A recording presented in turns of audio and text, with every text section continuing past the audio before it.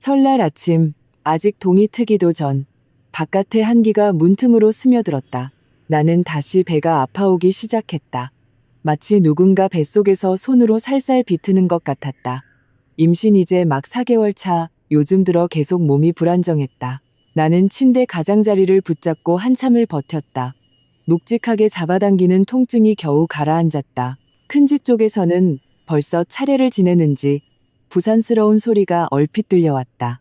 나는 마음이 조급해졌다. 차례 시간이 다 되었다는 뜻이었다. 시어머니는 어젯밤에도 나에게 단단히 일러두었다. 올해 차례는 집안에 내년 운수가 걸려 있어 각별히 중요하니 절대 늦어서는 안 된다고. 나는 이를 악물고 서둘러 짙은 홍색 한복으로 갈아입었다. 그리고 벽을 짚으며 조심스럽게 밖으로 나갔다. 내가 큰 집 대청마루 앞에 도착했을 때 안에는 이미 검은 옷을 입은 사람들로 가득했다. 박씨 집안의 어른들과 젊은이들이 모두 모여 있었다. 짙은 향냄새가 코를 찔렀다. 시아버지, 박태수 회장님이 향세개를 들고 조상님 위패 앞에 막 꽂으려는 참이었다. 내가 늦었다. 아마 1분 정도. 모든 사람의 시선이 바늘처럼 나에게 와서 박혔다. 향 연기 너머로 보이던 박태수 회장님의 얼굴이 순식간에 솥뚜껑처럼 시커멓게 변했다. 그는 천천히 향을 향로에 꽂고는 몸을 돌렸다. 그 차가운 눈빛에 나는 온몸이 떨렸다. 서연우, 시아버지의 목소리는 크지 않았지만 조용한 대청 안에서는 천둥처럼 울렸다. 온 식구가 너 하나 기다리느라 설날 아침부터 조상님들 심기를 건드려? 이 재수없는 년. 나는 입을 열어 배가 아팠다고 설명하려 했다. 하지만 말이 채 나오기도 전에 시아버지는 눈을 부릅떴다. 그리고 제사상 옆에 세워져 있던 팔뚝만한 굵기의 몽둥이를 집어들었다. 평소에 대문을 걸어 잠글 때 쓰던 단단한 나무 빗장이었다. 그는 몇 걸음 만에 내 앞으로 다가왔다. 조금의 망설임도 없이 몽둥이를 휘둘러 내 몸을 내리쳤다. 퍽! 첫 번째 매질이 내 팔에 정확히 떨어졌다. 두꺼운 한복 저고리도 그 충격을 막지 못했다. 불에 댄 듯한 통증이 순식간에 퍼져나갔다. 아, 나는 비명을 지르며 본능적으로 배를 감싸고 뒷걸음질 쳤다. 어디서 감히 피해, 이 재수 없는 게. 시아버지는 욕설을 퍼부으며 두 번째, 세 번째 매를 연달아 내리쳤다. 등과 다리에 매가 떨어졌다. 피할 수 없었던 나는 몸을 웅크리고 필사적으로 팔로 배를 보호하며 차가운 마룻바닥에 무릎을 꿇었다. 주위는 무서울 정도로 고요했다. 큰아버지, 작은아버지, 고모, 숙모들 모두가 그저 지켜만 보고 있었다. 누구 하나 말리는 사람이 없었다. 내 남편 박지우는 시어머니 바로 옆에 서 있었다. 그는 나를 한번 힐끗 보더니 재빨리 고개를 돌려버렸다. 마치 더러운 것을 본 듯한 눈빛이었다. 나는 그가 작게 중얼거리는 소리를 들었다. 꼴 좋다. 진작에 잘했어야지. 집안 망신 다 시키네. 그리고 내 시어머니 김미숙 여사. 그녀는 손에 쥔 지방 종이를 만지작거리며 입꼬리를 살짝 위로 올렸다. 참지 못하고 터져나온 고소하다는 미소였다. 비록 금세 헛기침으로 감췄지만 나는 똑똑히 보았다. 몽둥이가 멈췄다. 그가 지쳐서가 아니라 차례를 계속해야 했기 때문이었다. 시아버지는 몽둥이를 쾅 소리를 내며 벽 쪽으로 던지고는 나를 향해 침을 뱉었다. 저쪽으로 썩 꺼져. 조상님 길 막지 말고 무릎 꿇고 있어. 나는 온몸이 아파 덜덜 떨렸다. 몸이 더 아픈 건지 마음이 더 시린 건지 알 수 없었다. 나는 천천히 대청마루 가장 구석으로 기어가 다시 무릎을 꿇었다. 차갑고 딱딱한 바닥에 무릎이 닿자 아랫배에서 다시 희미한 통증이 느껴졌다. 차례를 지내는 충문 소리가 다시 울려 퍼졌다. 웅웅거리는 소리가 마치 물속에서 들리는 듯했다. 나는 고개를 숙여 눈앞의 작은 바닥만 쳐다보았다. 눈물이 눈眶에 고여 몇 바퀴 돌다가 나는 그것을 억지로 삼켜버렸다. 울 수 없었다. 울면 저들의 뜻대로 되는 것이니까. 기나긴 차례가 드디어 끝났다. 사람들은 흩어지며 서로에게 덕담을 건네고 설날 떡국을 먹으러 집으로 돌아갈 준비를 했다. 누구도 나를 쳐다보지 않았다. 마치 내가 정말 불길한 그림자라도 되는 것처럼. 박지우는 제 엄마를 부축하며 내 앞을 지나갔지만 걸음 한 번 멈추지 않았다. 나는 바닥을 짚고 천천히 일어섰다. 다리가 저려 감각이 없었다. 한 걸음, 한 걸음, 우리의 것이지만 얼음장처럼 차가운 안방으로 돌아갔다. 문을 닫자 세상이 조용해졌다. 나는 한복 저고리를 벗었다. 팔과 등에는 시뻘겋게 부어오른 멍 자국들이 흉측하게 자리 잡고 있었다. 나는 화장대 앞으로 걸어가 거울 속에 비친 창백한 얼굴과 헝클어진 머리의 여자를 보았다. 그리고 핸드폰을 들었다. 잠금을 풀고 숨겨진 폴더를 열어 긴 비밀번호를 입력했다. 그 안에는 전자계약서, 한부와 몇 개의 연락처가 조용히 저장되어 있었다. 나는 망설이지 않았다. 첫 번째 번호를 눌렀다. 전화 신호음이 5번 울리고 나서야 연결되었다. 수화기 너머로 침착한 남자의 목소리가 들려왔다. 여보세요. 나는 깊이 숨을 들이마셨다. 내 목소리는 나 자신도 놀랄 만큼 평온했다. 김 변호사님, 저 서연우입니다. 계약, 효력 발생시킵니다. 제일한 대로 진행해 주세요. 나는 상대방의 대답을 기다리지 않고 전화를 끊었다. 창밖에서는 어느 집인지 다시 폭죽을 터뜨리고 있었다. 타타타타. 무언가를 축하하는 소리 같았다. 나는 여전히 평평한 아랫배를 쓰다듬으며 거울을 향해 천천히 차가운 미소를 지었다. 차가운 화장대 의자에 앉아 있었다. 몸의 멍자국은 불에 댄 듯 화끈거렸지만 마음속은 마치 얼음덩이를 품은 듯 차갑고 단단했다. 거울 속의 여자는 얼굴이 창백했고 아침의 소동으로 머리카락이 흐트러져 있었다. 텅 빈 눈동자는 마치 저 몇 대의 몽둥이질에 혼이 빠져나간 것 같았다. 아니, 혼이 빠져나간 게 아니었다. 정신이 번쩍 든 것이었다. 뼛속까지 시리도록 깨달은 것이었다. 손가락으로 팔에서 가장 심하게 부어오른 자국을 건드려 보았다. 나는 저도 모르게 숨을 들이켰다. 이 고통은 너무나 생생했다. 그 어떤 말보다도 더 잔인하게. 지난 5년간 내가 어떤 삶을 살아왔는지 일깨워 주었다. 머릿속에서는 낡은 필름처럼 통제불능의 장면들이 스쳐 지나갔다. 막 시집 왔을 때 나는 25살이었다. 석사 학위를 손에 쥐고 유망한 외국계 기업에 입사해 앞날도 창창했다. 박지우는 나를 쫓아다닐 때 정말 공을 들였다. 매일 칼같이 출퇴근길을 데려다주고 내가 생리 중일 때는 미역국을 끓여주었다. 내가 어떤 책을 좋아한다고 말하면 그는 도시의 절반을 뒤져서라도 절판된 책을 구해왔다. 우리 부모님은 평범한 교육자셨다. 처음에는 탐탁지 않아 하셨다. 박씨 집안이 사업을 한다는 점이 어딘가 허풍스러워 보였고 특히 시어머니가 될 김미숙 여사의 그 눈빛이 너무 약삭발라 사람을 저울질하는 것 같다고 하셨다. 하지만 나는 그때 사랑에 눈이 멀어 있었다. 박지훈이 진심으로 나를 아껴준다고 믿었다. 시어머니도 나를 볼 때마다 살갑게 굴며 내 손을 잡고 말했다. 어머, 연우는 똑똑하고 예쁘기까지 하네.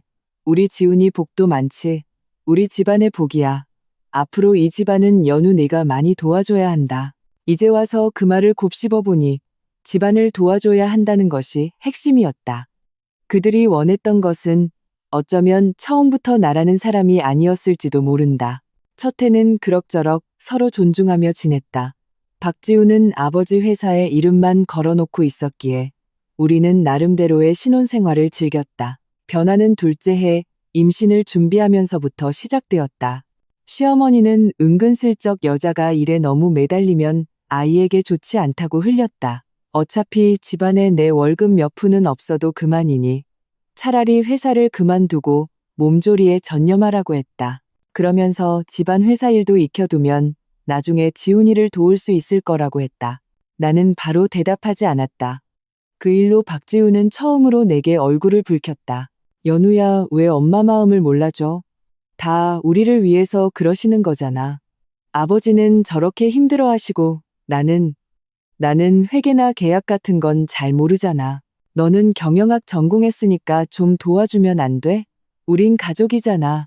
내 것이 내 것이고 내 것이 이 집안 것인데 왜 그렇게 내 일자리에만 연연하는 거야? 몇 번의 다툼 끝에 나는 지쳤다. 하필 그때 회사 조직 개편으로 직속 상사가 바뀌면서 새로운 상사에게 온갖 견제를 받았다.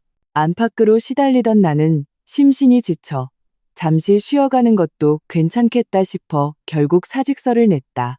그 사직은 박씨 집안에서 내 위치가 나락으로 떨어지는 시작이었다. 독립적인 경제력을 잃고 돈을 탔어야 하는 날들은 만성독약과 같았다. 시어머니는 이제 대놓고 내 생활에 간섭하기 시작했다. 장을 보면 내가 비싸게 샀다며 흥정할 줄 모른다고 타박했고, 집안일을 하면 바닥에 광이 안 나고 창문에 얼룩이 졌다고 지적했다. 심지어 내가 입는 옷까지도 너무 수수해서 복이 없어 보인다거나 너무 튀어서 며느리답지 않다고 품평했다. 박지우는? 그는 처음에는 중재하려 하다가 점차 엄마도 나이 드셨으니 네가 좀 맞춰드려라고 변했고, 나중에는 아예 짜증을 냈다. 그깟 사소한 일로 엄마랑 그만 좀 싸워. 그냥 하시는 말씀이잖아. 뭘 어쨌다고 그래? 나는 집안 회사의 회계 장부와 거래 계약서를 꼼꼼히 정리하며 몇 군데 숨어있는 위험 요소를 발견해 제때 알려 손실을 막았다. 내가 밤새워 만든 분석 보고서 덕분에 회사는 중요한 입찰에서 낙찰되기도 했다. 하지만 이 모든 공로는 차례상의 향불과 몽둥이 앞에서는 쟤처럼 무력했다. 시어머니는 어머, 연우가 뭘 좀 하긴 했네. 하지만 우린 가족인데 공을 따지면 서운하지라고 말했고, 시아버지는 원래 박씨 집안 며느리로서 해야 할 본분이라고 여겼다. 5년. 나는 마치 무료로 제공되는 다기능 하인이었다. 가사도우미, 회계사, 비서, 그리고 반드시 아들을 낳아야 하는 도구. 그들은 이미 잊었거나 혹은 단 한 번도 제대로 알려고 하지 않았다. 발표회장에서 당당하게 프레젠테이션을 하던 서연우를, 프로젝트를 위해 밤을 새우던 서연우를, 거울 속 저 여자의 눈에 있던 빛은 대체 언제부터 조금씩 사라져 피로와 순종만 남게 되었을까? 아마도 처음으로 가정의 화목을 위해 억울함을 삼켰을 때부터, 처음으로 선라됐어라고 말했을 때부터, 처음으로 깊은 밤, 홀로 눈물 흘렸지만 아무도 알아주지 않았을 때부터였을 것이다. 그 몽둥이는 그저 낙타의 등을 부러뜨린 마지막, 그리고 가장 난폭한 지푸라기였을 뿐이다. 밤이 깊어지자 몸의 통증이 파도처럼 밀려왔다. 불에 타는 듯 뜨거웠지만 마음속의 차가운 기운은 나를 이상할 정도로 또렷하게 만들었다. 잠은 한숨도 오지 않았다. 창밖에서는 간간히 폭죽 소리가 들려 이 방을 더욱 쓸쓸하게 만들었다. 박지우는 옆 건넌 방에서 이미 코를 골며 자고 있었다. 그는 아마 때릴 건 때렸고 욕할 건 욕했으니 이 일은 끝났다고 생각할 것이다. 내일 아침 해가 뜨면 나는 여전히 박씨 집안의 고분고분한 며느리여야 한다고. 나는 조심스럽게 몸을 일으켰다. 상처가 덧날까봐 두려웠다. 화장대 앞으로 다가가 가장 아래에 있는 잠금 장치가 달린 작은 서랍을 열었다. 그리고 나만이 아는 화장대 밑바닥의 비밀 공간에서 낡은 핸드폰을 꺼냈다. 이미 사용하지 않지만 항상 충전해 두었던 비상용 폰이었다. 전원을 켜고 복잡한 비밀번호를 입력했다. 아주 단순한 아이콘의 암호화된 폴더를 열었다. 그 안에는 몇 개의 파일이 조용히 저장되어 있었다. 2개의 핵심 문서. 하나는 특수 권리 보장 및 대리 위임 계약서. 서명 날짜는 2년 전이었다. 다른 하나는 해성태성 계약 초안이라는 이름의 파일이었다. 내 손끝은 차가웠다. 계약서 제목을 천천히 쓸어내렸다. 2년 전, 대학 시절 가장 친했던 친구 최유진이 해외에서 MBA를 마치고 돌아왔다. 그녀의 집안은 투자와 국제 무역을 하는 이름만 대면 알만한 재벌가였다. 하지만 그녀에게는 조금의 거만함도 없었고 나와는 친자매처럼 막역한 사이였다. 귀국하자마자 그녀는 나를 만났다. 나를 보자마자 그녀는 미간을 찌푸렸다. 연우야, 너 무슨 일 있어? 눈빛이 왜 이렇게 죽어있어? 예전에 너 같지가 않아. 그날 오후 나는 애써 웃으며 시시콜콜한 이야기를 늘어놓았다. 하지만 그녀는 단도직입적으로 물었다.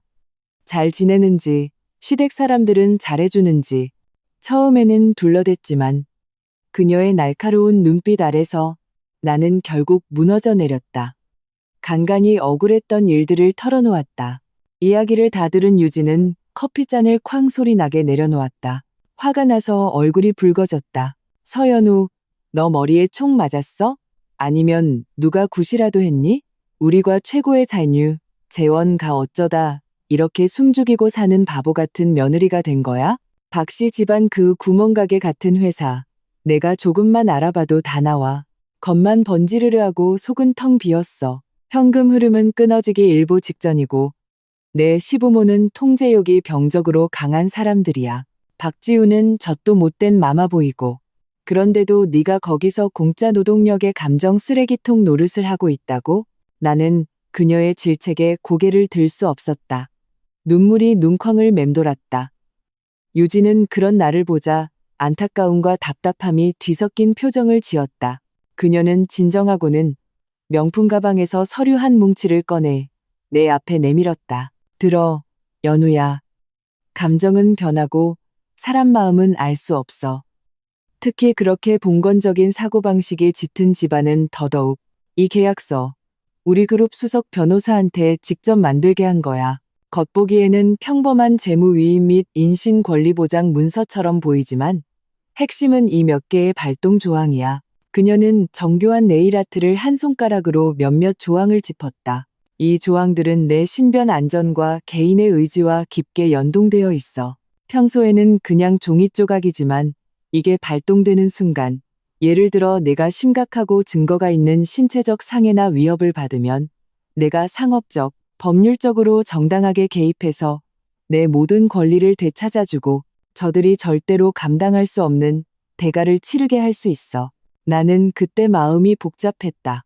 어리석은 요행을 바라고 있었고 박씨 집안에 대한 일말의 미안함도 남아 있었다. 나는 유진이 너무 과장한다고 생각했다. 유진아, 그렇게까지 심각하진 않아. 지훈 씨는 그냥 좀 우유부단할 뿐이고 시부모님은 생각이 좀 옛날 분들이라 사람의 아기를 얕보지 마. 유진은 내 말을 끊었다. 그녀의 눈빛은 그 어느 때보다 진지했다. 연우야, 내가 내 가정을 파탄내려는 게 아니야. 너에게 절대적으로 안전한 퇴로를 만들어주려는 거야. 이 계약서, 몰래 서명해서 너만 아는 곳에 둬. 나는 이게 영원히 사용되지 않기를 바라. 하지만 만약 정말 그런 날이 온다면 기억해. 넌 혼자가 아니야. 그녀의 간곡한 설득에 나는 결국 서명했다. 유진은 계약서를 챙기며 덧붙였다. 이것만으로는 부족해. 뱀을 잡으려면 7촌급속을 노려야지. 박씨 집안의 7촌은 곧 끊어질 자금줄이야. 넌 인내심을 갖고 기회를 기다려야 해. 저들이 스스로 7촌을 내 손에 넘겨줄 때까지. 혹은 내가 기회를 만들어서 저들이 너에게 의존할 수밖에 없게 만들어야지. 그리고 그 의존은 저들이 절대로 벗어날 수 없는 족쇄가 되어야 해. 그녀가 말한 기회를 만든다는 것이 그때는 잘 이해되지 않았다. 몇 달 전 박씨 집안의 자금 위기가 마침내 터지고 온 집안이 초상집 분위기가 되었을 때 나는 불현듯 유진의 말을 떠올렸다. 그리고 해성무역은 유진이 나를 위해 준비해둔 가장 날카로운 칼이었다. 그 칼자루는 곧 살려달라 애원하는 박씨 집안의 손에 내 손으로 직접 쥐어줄 참이었다. 나는 핸드폰 화면의 차가운 빛을 보며 다시 한번 희미하게 아픈 아랫배를 쓰다듬었다. 아가야, 미안해. 엄마가 놀라게 했지. 하지만 곧 엄마가 너에게 다시는 두려움과 상처가 없는 세상을 만들어줄게. 나는 폴더를 닫고 낡은 핸드폰의 전원을 껐다. 그리고 조심스럽게 원래 자리에 숨겼다. 그러고는 평소에 쓰는 핸드폰을 들었다. 아무런 망설임 없이 주소록에서 김 변호사님, 부동산 상담이라고 저장된 번호를 눌렀다. 유진이 알려준 암호였다. 전화 신호음이 5번 울리고 나서야 연결되었다. 수화기 너머로 잠결에 깬 듯하지만 금세 또렷해진 침착한 남자의 목소리가 들려왔다. 여보세요. 누구시죠? 나는 깊이 숨을 들이마셨다. 겨울밤의 차가운 공기가 폐부로 스며들자 오히려 더 냉정해졌다. 내 목소리는 조금의 떨림도 없이 또렷하게 울렸다. 김 변호사님, 저 서연우입니다. 계약, 효력 발생시킵니다. 제일한 대로 진행해주세요. 전화 저편에서는 2초간 침묵이 흘렀다. 확인하는 듯했다.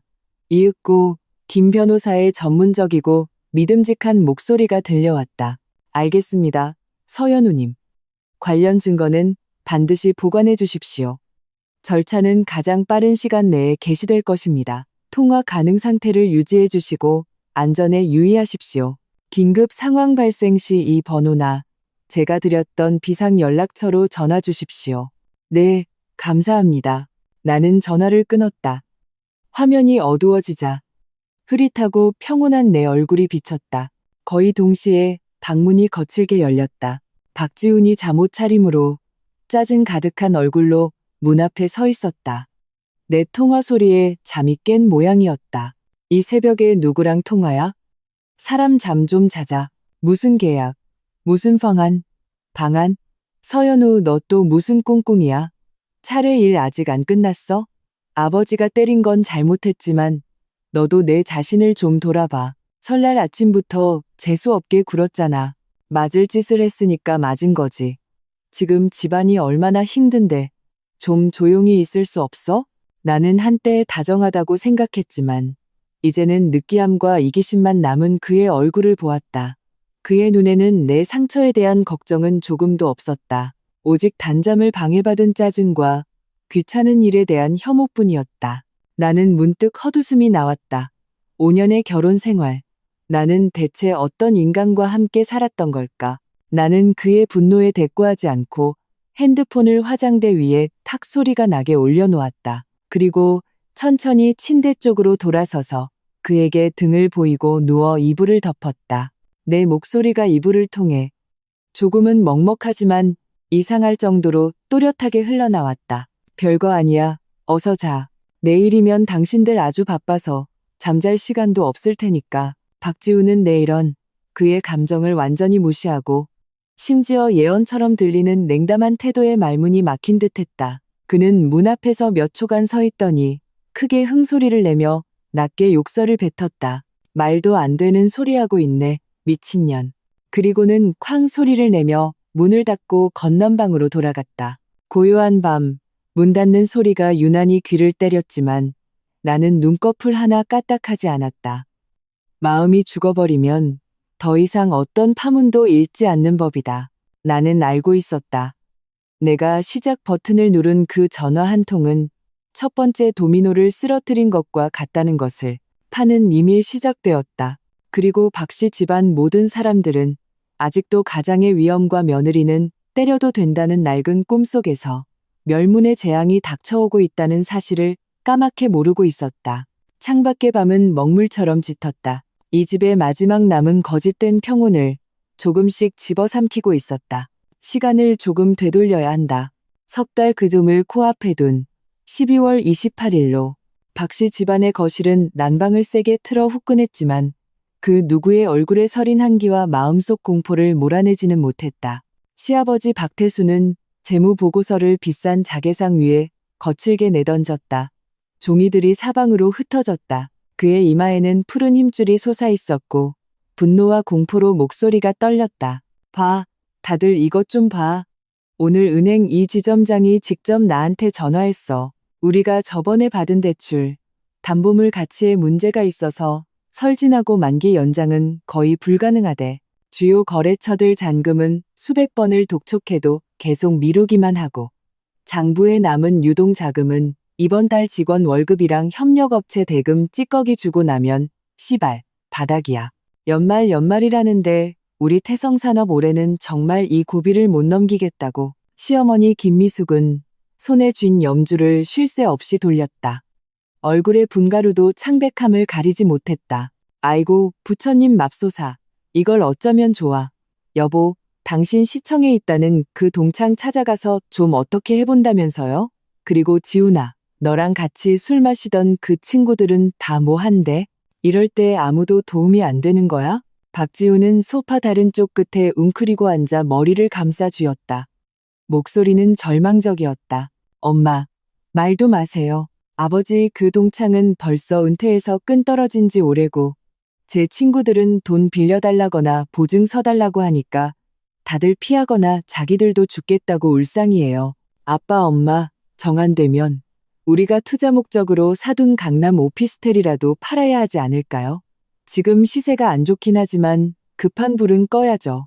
말이라고 쉽게 하는군. 박태수가 자개상을 세게 내리쳤다. 찻잔이 튀어올랐다.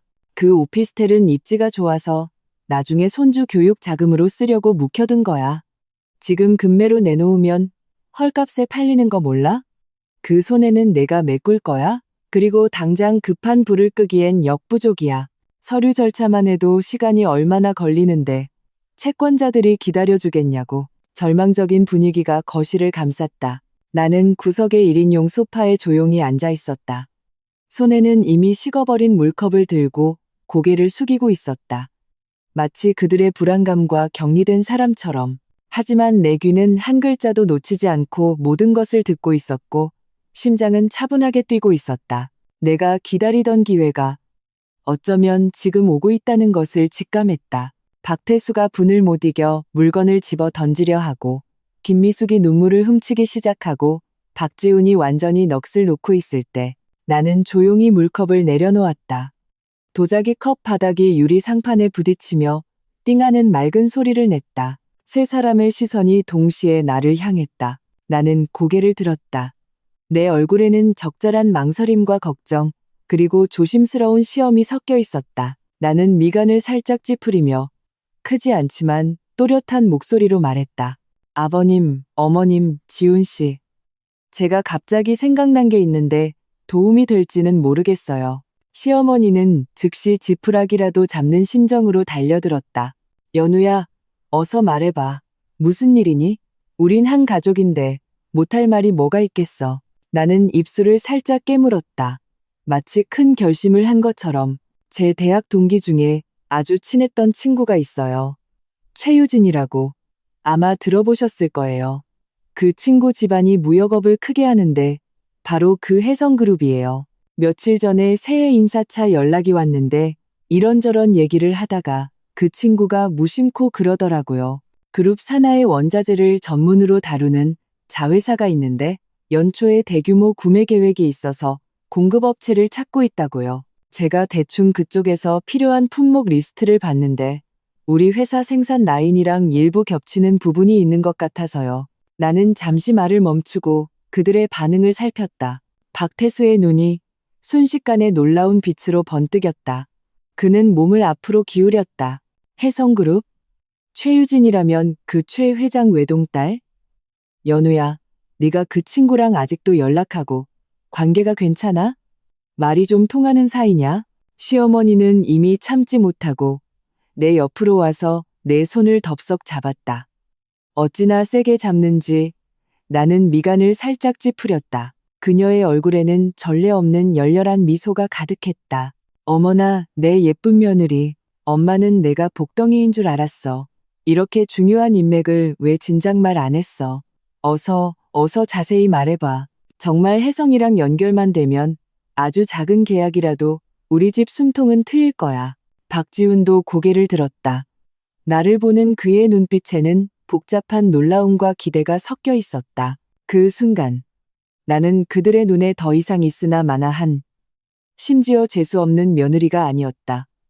온몸에서 구세주의 광채를 뿜어내는 희망의 상징이었다. 나는 얼굴에 더욱 난처한 표정을 지으며 시어머니가 꽉 쥔 손을 빼냈다. 그리고 작은 목소리로 말했다. 아버님, 어머님, 너무 기대하지는 마세요. 유진이네는 사업 규모가 큰 만큼 규정도 많고 문턱도 아주 높아요. 저랑은 친구 사이라 사적으로는 괜찮지만 사업적인 일은 저도 장담할 수 없어요. 그리고 그 친구 말로는 계약 물량이 아주 많고 납품 기일도 촉박해서 공급업체 심사가 굉장히 까다롭대요. 우리 회사 지금 상황이. 나는 일부러 말을 흐렸다. 그들이 스스로 생각하게끔. 상황이 어때서? 우리 회사 기반은 아직 탄탄해.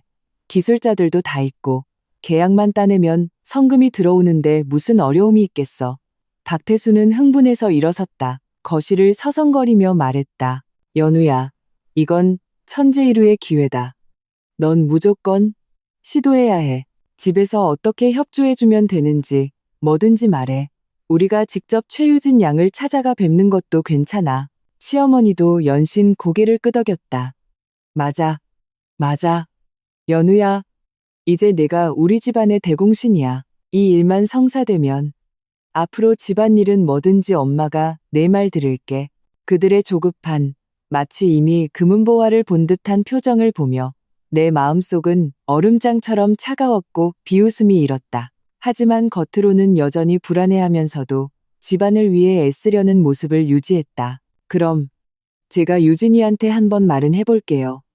하지만 정말 큰 기대는 하지 마세요. 저는 그냥 말만 전하는 거니까요. 전해야지. 반드시 전해야 해. 우리 태성산업이 진심으로 협력하고 싶어 한다고 잘 좀 말해줘. 박태수가 못을 박았다. 그리하여 12월 29일 햇살이 좋았던 어느 오전에 나는 박씨 집안 세 사람 앞에서 스피커폰으로 최유진에게 전화를 걸었다. 나의 간절한 부탁과 곤란한 설명 끝에 전화 저편의 유진은 내 체면을 세워주는 듯했다. 잠시 고민하더니 해성무역의 책임자를 직접 우리와 연결해주겠다고 했다. 우선 시험 삼아 작은 규모의 계약을 진행해보고 품질이 만족스러우면 추후 더 큰 협력이 있을 것이라고 했다. 그리고 연우의 얼굴을 봐서 박씨 집안의 연말 위기를 해결해주기 위해 특별히 선금 30%를 지급하도록 승인해주겠다고 했다. 하지만 그녀는 어쩔 수 없다는 듯 강조했다.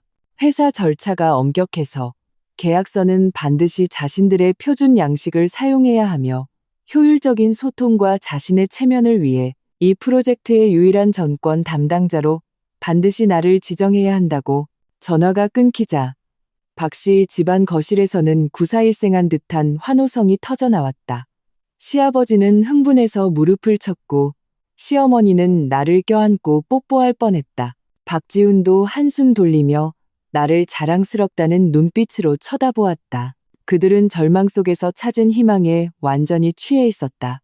유일한 담당자라는 말과 그들이 나에게 빨리 동의하라고 재촉하며 제대로 읽어보지도 않은 표준 계약서 안에 얼마나 치명적인 함정이 숨겨져 있는지 꿈에도 생각하지 못했다.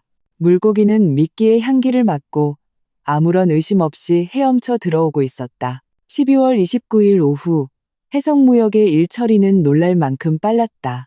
두꺼운 전자계약서 초안이 이 프로젝트를 위해 임시로 개설된 내 전용 업무 메일로 도착했다. 박씨 집안 세 사람은 참지 못하고 새로 산 내 노트북 앞에 모여들었다. 그들의 눈은 계약 금액, 성금 비율, 납품 기일 등 굵게 표시된 숫자들에 고정되어 있었다. 호흡마저 거칠어졌다. 1, 10, 100, 1000, 억, 10억. 박지훈은 떨리는 손가락으로 계약 총액의 0을 세었다. 목소리가 들떠 있었다. 아빠, 50억 원짜리 계약이에요. 선금 30%면 15억 원. 세상에, 이 돈만 있으면 은행빚도 막고 밀린 대금도 일부 갚고 기계도 교체할 수 있어요. 시아버지 박태수는 더욱 흥분해서 얼굴이 붉게 상기되었다. 그는 박지훈의 어깨를 힘껏 치며 말했다. 좋아. 아주 좋아. 연우야, 네가 정말 우리 박씨 집안의 복덩이다 귀인이야. 이 성금만 들어오면 모든 문제가 해결된다. 우리 집안은 다시 일어설 뿐만 아니라 더 크게 성장할 거야. 그는 마치 자신의 영도 아래 태성산업이 승승장구하여 지역 상공계에서 위세를 떨치는 모습을 이미 본 듯했다. 시어머니 김미숙은 기쁨에 눈물을 흘렸다. 눈물을 닦으며 직접 귤을 까서 내 손에 쥐어주었다. 연우야, 어서 이 귤 먹어. 달콤하게 잘 풀리라고. 엄마는 네가 큰일 할 줄 알았어. 어서 계약서 꼼꼼히 보고 문제 없으면 빨리 서명하자. 밤새 무슨 일이 생길지 몰라. 나는 마우스를 스크롤하며 한 글자 한 글자 꼼꼼히 읽는 척했다. 사실 내 시선은 이미 글자 크기가 조금 작고 부칙 부분에 위치한 몇몇 특수 조항에 정확히 고정되어 있었다. 그중 제3조는 이렇게 쓰여 있었다. 본 계약 하의 모든 권리, 이익 및 소통 권한은 태성산업 측이 지정한 담당자 서연우 개인의 신분 및 의사에 귀속된다. 만약을 측의 귀책 사유로 인해 서연우가 담당 직책을 계속 수행할 수 없게 되거나 서연우가 자발적으로 을 측을 더 이상 대표하지 않겠다고 선언할 경우 본 계약은 자동 종료된다. 갑.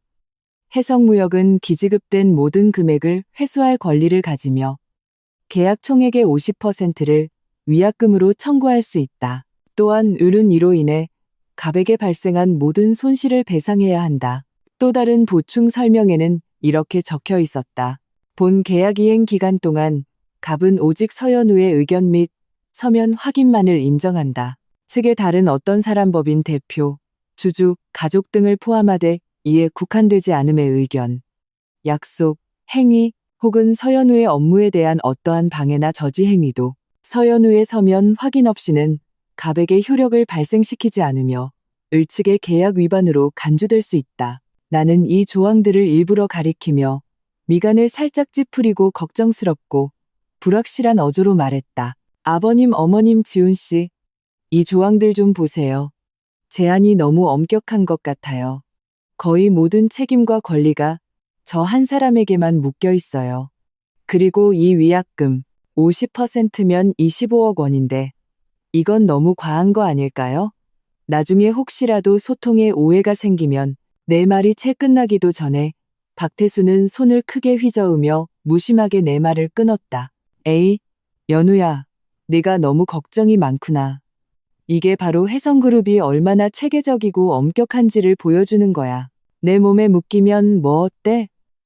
넌 우리 박씨 집안 며느리고 우리 식구인데. 내게 묶이는 건 곧 우리 집안에 묶이는 거랑 같아. 이건 오히려 최유진 양이 너를 믿고 이 책임을 맡겼다는 뜻이야. 좋은 일이야, 아주 좋은 일.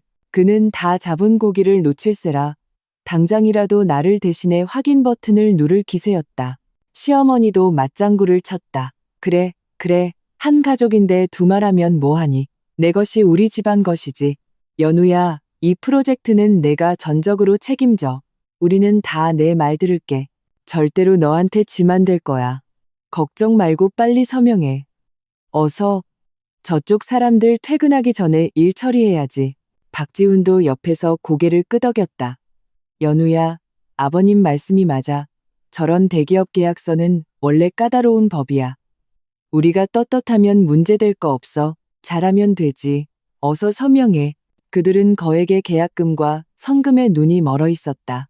그들의 눈에는 오직 구명 자금만 보일 뿐, 이 조항들 뒤에 숨겨진 칼날이 얼마나 날카로운지, 그리고 이 계약이 처음부터 나를 위해 맞춤 제작되었으며 때가 되면 조여올 합법적인 족쇄라는 사실을 꿈에도 생각하지 못했다. 그리고 그들의 눈에 집안을 구할 복덩이는 바로 그 족쇄를 조이는 사람이었다. 그리하여 내 손으로 태성산업의 법인 인장과 유일한 지정 담당자로서의 내 서명이 전자계약서에 찍혔다. 박씨 집안에 잠시 숨통을 틔워주지만 동시에 그들을 나락으로 떨어뜨릴 수 있는 계약이 법적으로 효력을 발휘하기 시작했다. 나는 노트북을 덮었다. 세 사람이 그 돈을 어떻게 쓸지, 어떻게 재개할지 흥분해서 토론하는 모습을 지켜보았다. 마치 박씨 집안의 밝은 미래를 이미 본 것처럼 나도 희미하게 미소 지었다. 다만 그 미소는 눈에 닿지 않았고 싸늘하기만 했다. 차례날의 몽둥이 그림자, 욕설과 냉소가 지금 그들의 얼굴에 떠오른 희열과 내 머릿속에서 교차하며 한 폭의 절묘한 풍자화를 만들어내고 있었다. 곧 그 그림의 분위기는 완전히 바뀔 참이었다. 설 다음 날 새벽, 하늘은 잿빛으로 흐려 어딘가 처연한 빛을 띠고 있었다. 나는 다급하고 날카로운 핸드폰 벨소리와 아래층에서 들려오는 당황한 외침, 그리고 무언가 깨지는 소리에 잠에서 깼다. 그것은 새해 인사의 흥겨운 소음이 아니었다. 거대한 건물이 무너지기 직전의 공포와 붕괴의 소리였다. 먼저 시아버지 박태수의 핸드폰 벨 소리가 울렸다. 은행의 중요 인물에게만 설정해둔 특별한 벨 소리였다. 그가 전화를 받을 때 목소리는 아직 숙취에서 덜 깬 듯 싸야 쉰 소리와 짜증이 섞여 있었다. 이 지점장. 새해 복 많이 받게.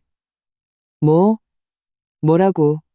다시 한 번 말해봐. 그의 목소리가 갑자기 마치 목이 졸린 사람처럼 높아졌다. 대체 왜? 우리 설 지나고 바로 만기 연장하기로 했잖아. 담보물에 문제가 있다니. 무슨 문제가? 연말에 다 감정평가 끝냈잖아. 여보세요? 이 지점장. 전화 저편은 이미 끊긴 듯했다. 박태수는 핸드폰을 든 채 그 자리에 얼어붙었다. 숙취로 붉었던 얼굴이 순식간에 잿빛으로 변했다. 입술이 파르르 떨렸고 한동안 말을 잇지 못했다. 곧이어 시어머니 김미숙의 핸드폰도 날카롭게 울렸다. 그녀와 마찬가지로 작은 사업을 하는 남동생에게서 온 전화였다. 김미숙이 전화를 받아 새해 복 많이 받아라고 말하기도 전에 남동생의 다급한 목소리가 수화기를 뚫고 희미하게 들려왔다. 누나, 큰일 났어. 우리랑 7, 8년 거래한 최 사장 쪽에서 방금 전화 왔는데 박씨 집안 자금줄이 끊기고 은행 대출도 막혔다는 소문이 돌고 있대. 그래서 연말에 주문했던 물건 다 취소하고 계약금도 돌려달래. 계약서대로 위약금까지 물어내라고 난리야. 이거 어떡해, 누나? 김미숙은 아이고 소리를 내며 핸드폰을 떨어뜨릴 뻔했다. 다리에 힘이 풀려 소파에 주저앉으며 허벅지를 치고 통곡하기 시작했다. 하늘이시여, 이건 우리더러 죽으라는 거잖아요. 최 사장이 어떻게 이럴 수가 있어. 망해가는 집에 부채질을 하다니. 거의 동시에 박지훈의 핸드폰도 미친 듯이 진동했다. 회사에서 격리를 보던 친척이었다. 목소리는 더듬거렸고 공포가 묻어났다. 지훈이 형, 큰일 났어요. 국세청이랑 공정위에서 갑자기 들이닥쳤어요. 익명의 제보가 들어왔는데 우리 회사 장부에 문제가 있고 탈세랑 허위 계약 혐의가 있대요. 지금 압수수색 영장 들고 와서 장부랑 컴퓨터 다 봉인한대요. 대표님 모시고 가서 조사해야 한다는데. 형, 빨리 어떻게 좀 해봐요. 박지훈은 벌떡 일어섰다. 얼굴이 새하얗게 질려 머리카락을 쥐어뜯으며 전화기에 대고 소리쳤다. 무슨 제보? 누가 제보를 해? 당신들은 뭐 하고 있었어? 막아야 할 거 아니야. 하지만 소리치고 난 뒤 그 자신도 막막해졌다. 그가 무슨 수로 막을 수 있겠는가. 마치 약속이라도 한 것처럼 불행은 같은 시각에 사방에서 정확하게 어제까지만 해도 차례의 위엄과 가문의 영광에 취해 있던 이 가족에게 쏟아져 내렸다. 거실은 아수라장이 되었다. 시아버지는 덫에 걸린 짐승처럼 붉게 충혈된 눈으로 서성거리며 무의식적으로 욕설을 내뱉었다. 시어머니는 소파에 쓰러져 하늘을 향해 통곡했고 콧물과 눈물로 얼굴이 범벅이 되었다. 박지훈은 거실 중앙에 멍하니 서서 이미 꺼진 핸드폰을 쥔 채 길 잃은 아이처럼 어쩔 줄 몰라 했다. 어떻게 된 거야? 대체 어떤 새끼가 우리 집안을 망치려고 작정한 거야? 박태수는 마침내 쉬어버린 목소리로 포효하며 자개상 위에 과일 접시를 바닥으로 쓸어버렸다. 접시가 산산조각 나고 과일이 사방으로 굴러다녔다. 그의 말이 채 끝나기도 전에 초인종이 마치 저승사자의 재촉처럼 요란하게 울렸다. 가사도우미는 이미 넋이 나가 덜덜 떨며 문을 열었다. 들어온 사람들은 은행 대출 담당 부장이었고 그 뒤에는 제복을 입은 표정이 엄숙한 법무팀 직원 2명이 서 있었다. 부장의 얼굴에서는 평소의 상냥한 미소가 사라져 있었다. 그는 사무적인 태도로 서류 뭉치를 내밀었다. 박태수 회장님, 새해 아침부터 죄송합니다만 귀사의 대출이 중대 위험 경고 조항에 해당되어 계약에 따라 대출 원리금 전액 조기 상환 통지서를 전달해 드립니다. 영업일 기준 15일 내에 상환하셔야 합니다. 또한 이것은 법원에서 발부한 재산 보전 처분 결정서 사본입니다. 귀사 및 회장님 개인 명의의 모든 은행 계좌, 부동산, 차량 등 자산이 동결 및 보전 신청되었습니다. 채무가 청산되기 전까지 일체의 처분 행위가 금지됩니다. 서명해 주시죠. 동결? 김미숙의 울음소리가 뚝 그치며 짧은 비명이 터져나왔다. 눈이 동그래졌다. 우리 돈, 집, 차가 전부 묶였다고? 그럼 우린 뭘 먹고 어디서 살아? 이제 어떻게 살라고? 그녀는 이제 정말 정신이 나간 듯했다. 사업 때문이 아니라 가장 기본적인 생존을 걱정하기 시작한 것이다. 박태수는 그 몇 장의 차가운 종이를 보며 손을 너무 심하게 떨어 거의 잡고 있지도 못했다. 그는 입을 열어 변명하고 싶고 애원하고 싶었지만 상대방의 무표정한 얼굴을 보자 모든 것이 소용없다는 것을 알았다. 눈앞이 캄캄해지며 몸이 휘청거렸다. 소파 등을 붙잡지 않았더라면 그대로 쓰러졌을 것이다. 박씨 집안 전체가 어제의 거짓된 가문의 위험 꼭대기에서 파산, 부채, 심지어 법적 처벌까지 받을 수 있는 끝없는 나락으로 단 하루 아침에 추락했다. 그리고 이것은 시작에 불과했다. 더 큰 선물이 특급 배송으로 그들을 향해 달려오고 있었다. 박씨 집안 세 사람이 은행 사람들에게 영혼까지 털리고 자산 동결이라는 충격에서 채 벗어나지도 못했을 때 거액의 빚과 분노로 흐릿해진 박태수의 머릿속에 갑자기 한 줄기 빛이 스쳐 지나갔다. 아니, 그건 빛이 아니었다. 그가 마지막 희망이라고 믿는 지푸라기였다. 그는 벌떡 고개를 들었다. 충혈과 조급함으로 눈이 이상할 정도로 번뜩였고 심지어 광기까지 서려 있었다. 그는 쉰 목소리로 마치 물에 빠진 사람이 마지막 널빤지를 붙잡듯 흥분으로 목소리를 높였다. 계약서. 그래, 해성무역 계약서가 있었어. 선금. 15억 원짜리 선금. 그는 마치 새로운 생명력을 얻은 듯 똑같이 잿빛 얼굴을 하고 있던 박지훈을 재촉했다. 지훈아, 빨리 내 마누라. 아니, 당장 해성무역 그 담당자한테 전화해. 선금 달라고 재촉해. 당장, 지금 당장.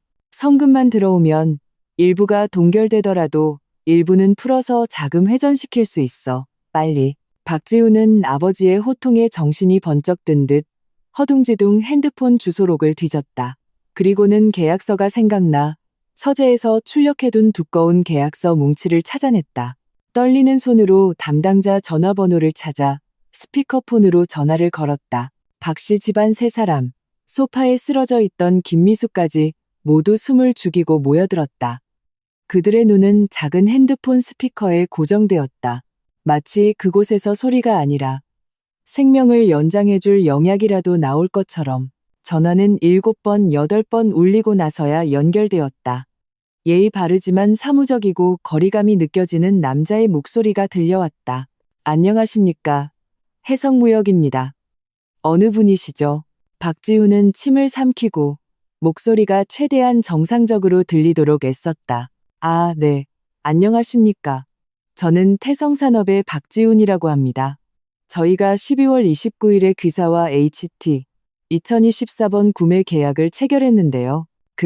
혹시 계약서에 명시된 성금 30%가 대략 언제쯤 지급될 수 있는지 문의 좀 드리려고요. 이쪽이 좀 급해서요. 그는 차마 목숨이 달렸다고는 말하지 못했다. 전화 저편에서는 3초간 침묵이 흘렀다. 그 짧은 침묵에 세 사람의 심장은 목구멍까지 차올랐다. 그리고 남자의 목소리가 다시 들려왔다. 이번에는 아까보다 더 차가웠고 희미한 조롱 섞인 뉘앙스마저 느껴졌다. 박지훈님, 지금 계약금 지급 문제를 문의하시는 것이 확실합니까? 박지훈은 당황해서 상대방의 의도를 파악하지 못했다. 네.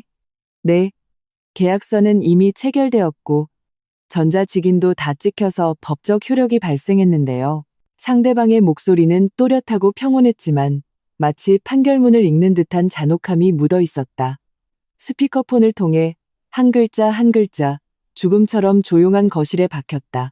저희 측 시스템 기록과 오늘 오전 8시 정각에 법무팀이 접수한 정식 변호사 내용 증명 및 첨부 증거에 따르면 귀사는 계약의 핵심 부가 조항에 대해 심각한 오해를 하고 계신 것으로 보이며 이미 근본적인 계약 위반 행위를 구성하셨습니다. 위반? 무슨 위반이요? 우리는 위반한 적 없습니다. 박태수는 더 이상 참지 못하고 핸드폰을 낚아채 마이크에 대고 소리쳤다. 초조함과 공포로 목소리가 날카로워졌다. 계약서는 멀쩡히 서명했고 성금 지급 조건도 다 만족시켰습니다. 무슨 오해가 있는 거라면 말씀해 주시면 바로 해명하고 바로 시정하겠습니다. 전화 저편에서는 가벼운 한숨 소리가 들리는 듯했다. 마치 정해진 절차를 밟는 듯한 느낌이었다. 그리고는 여전히 그 차갑고 반박의 여지가 없는 어조로 선고를 내렸다. 오해라니요, 박 회장님. 계약 부가 조항 제3조에는 본 계약의 모든 권익은 을측 지정 담당자인 서현우 개인의 신분 및 의사에 귀속된다고 명시되어 있습니다. 저희 측은 오늘 오전 8시 정각 서현우 님이 위임한 변호사로부터 정식 통지서를 수령했으며 여기에는 공증된 영상과 상해진단서 등의 증거가 첨부되어 있었습니다. 내용은 서연우님이 그 댁에서 심각한 신체적 상해 및 인격 모독을 당했다는 것입니다. 따라서 서연우님은 계약서가 부여한 권리에 의거하여 금일부로 태성산업을 더 이상 대표하지 않겠다고 자발적으로 선언하셨습니다. 모든 글자가 차가운 망치가 되어 박씨 집안 세 사람의 심장을 내리쳤다. 박태수의 얼굴은 잿빛에서 청자색으로 변했고 핸드폰을 쥔 손가락 마디가 하얗게 질렸다. 상대방의 말은 아직 끝나지 않았다. 상기 상황에 근거하여 계약서에 따라 서연우님의 선언이 저희 측에 도달한 시점부터 본 계약은 자동 종료되었습니다. 즉시 효력이 발생했습니다. 종료? 김미숙은 사람의 소리 같지 않은 짧은 비명을 질렀다. 네, 종료입니다. 상대방의 목소리에는 아무런 감정이 실려있지 않았다. 따라서 저희는 계약서에 명시된 어떠한 선금도 지급할 의무가 없을 뿐만 아니라 계약 위반 책임 조항에 의거하여 귀사에 이번 일로 발생한 모든 손실을 청구할 것입니다. 귀사의 잠재적 이익 손실 반환 및 계약 총액의 50%, 즉 25억 원의 위약금 지급을 요구하는 정식 변호사 서한 및 상세 내역서가 오늘 이메일 및 등기 우편으로 동시에 발송되었습니다. 확인 부탁드립니다. 이후 법적 절차는 저희 법무팀과 김 변호사님이 직접 소통할 것입니다. 이만 끊겠습니다. 아니, 잠깐만요. 최유진 양과 통화하게 해주시오. 제발. 박태수는 이미 뚝 소리만 들리는 전화기에 대고 헛되이 소리쳤다. 하지만 그에게 돌아온 것은 박씨 집안의 종말을 알리는 상갓집의 종소리 같은 단조로운 신호음뿐이었다. 탁! 박태수의 손에서 핸드폰이 미끄러져 대리석 바닥에 떨어졌다. 액정이 순식간에 거미줄처럼 깨져나갔다. 마치 지금 그들의 세상처럼 그는 온몸이 휘청거리며 멍하니 앞을 바라보았다. 목구멍에서 컥컥하는 기괴한 소리가 났다.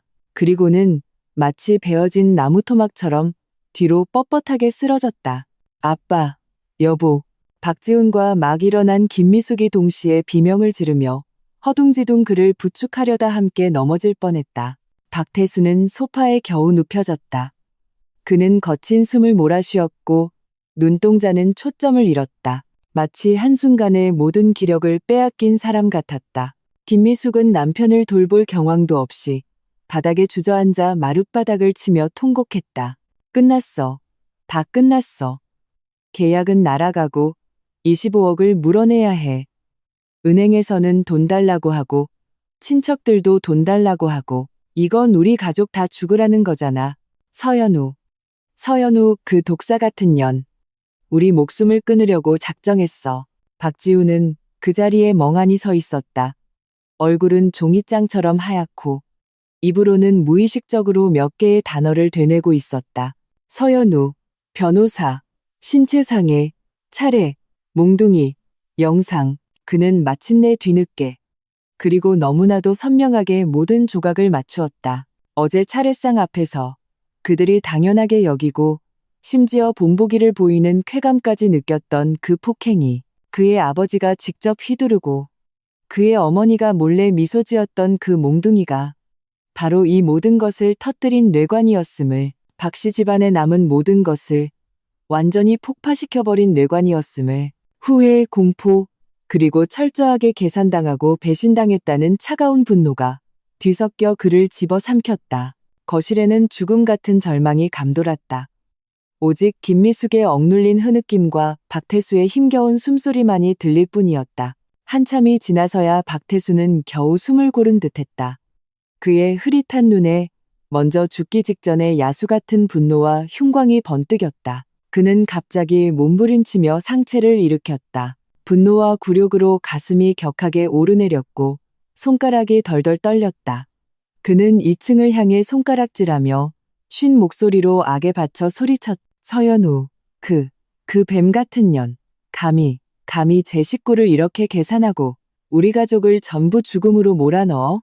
지훈아, 가서 저 년을 당장 끌어내려. 내가 오늘 저 배신자, 속이 시커먼 재수 없는 년을 아주 때려 죽여 버릴 테다. 그는 일어나려 발버둥 쳤지만 다리에 힘이 풀려 다시 주저앉았다. 하지만 눈빛의 악독함은 조금도 줄어들지 않았다. 박지훈도 아버지의 말에 분노가 치밀었다. 그래, 다 서연우 때문이야. 그 여자만 아니었으면 집안이 이렇게 되지는 않았어. 여자에게 노란하고 철저히 배신당했다는 수치심이 그의 이성을 마비시켰다. 그는 붉게 충혈된 눈으로 2층으로 뛰어 올라가려 했다. 입으로는 더러운 욕설을 내뱉었다. 그 쌍년, 내가 가만 안 둬. 안 돼. 지훈아, 돌아와.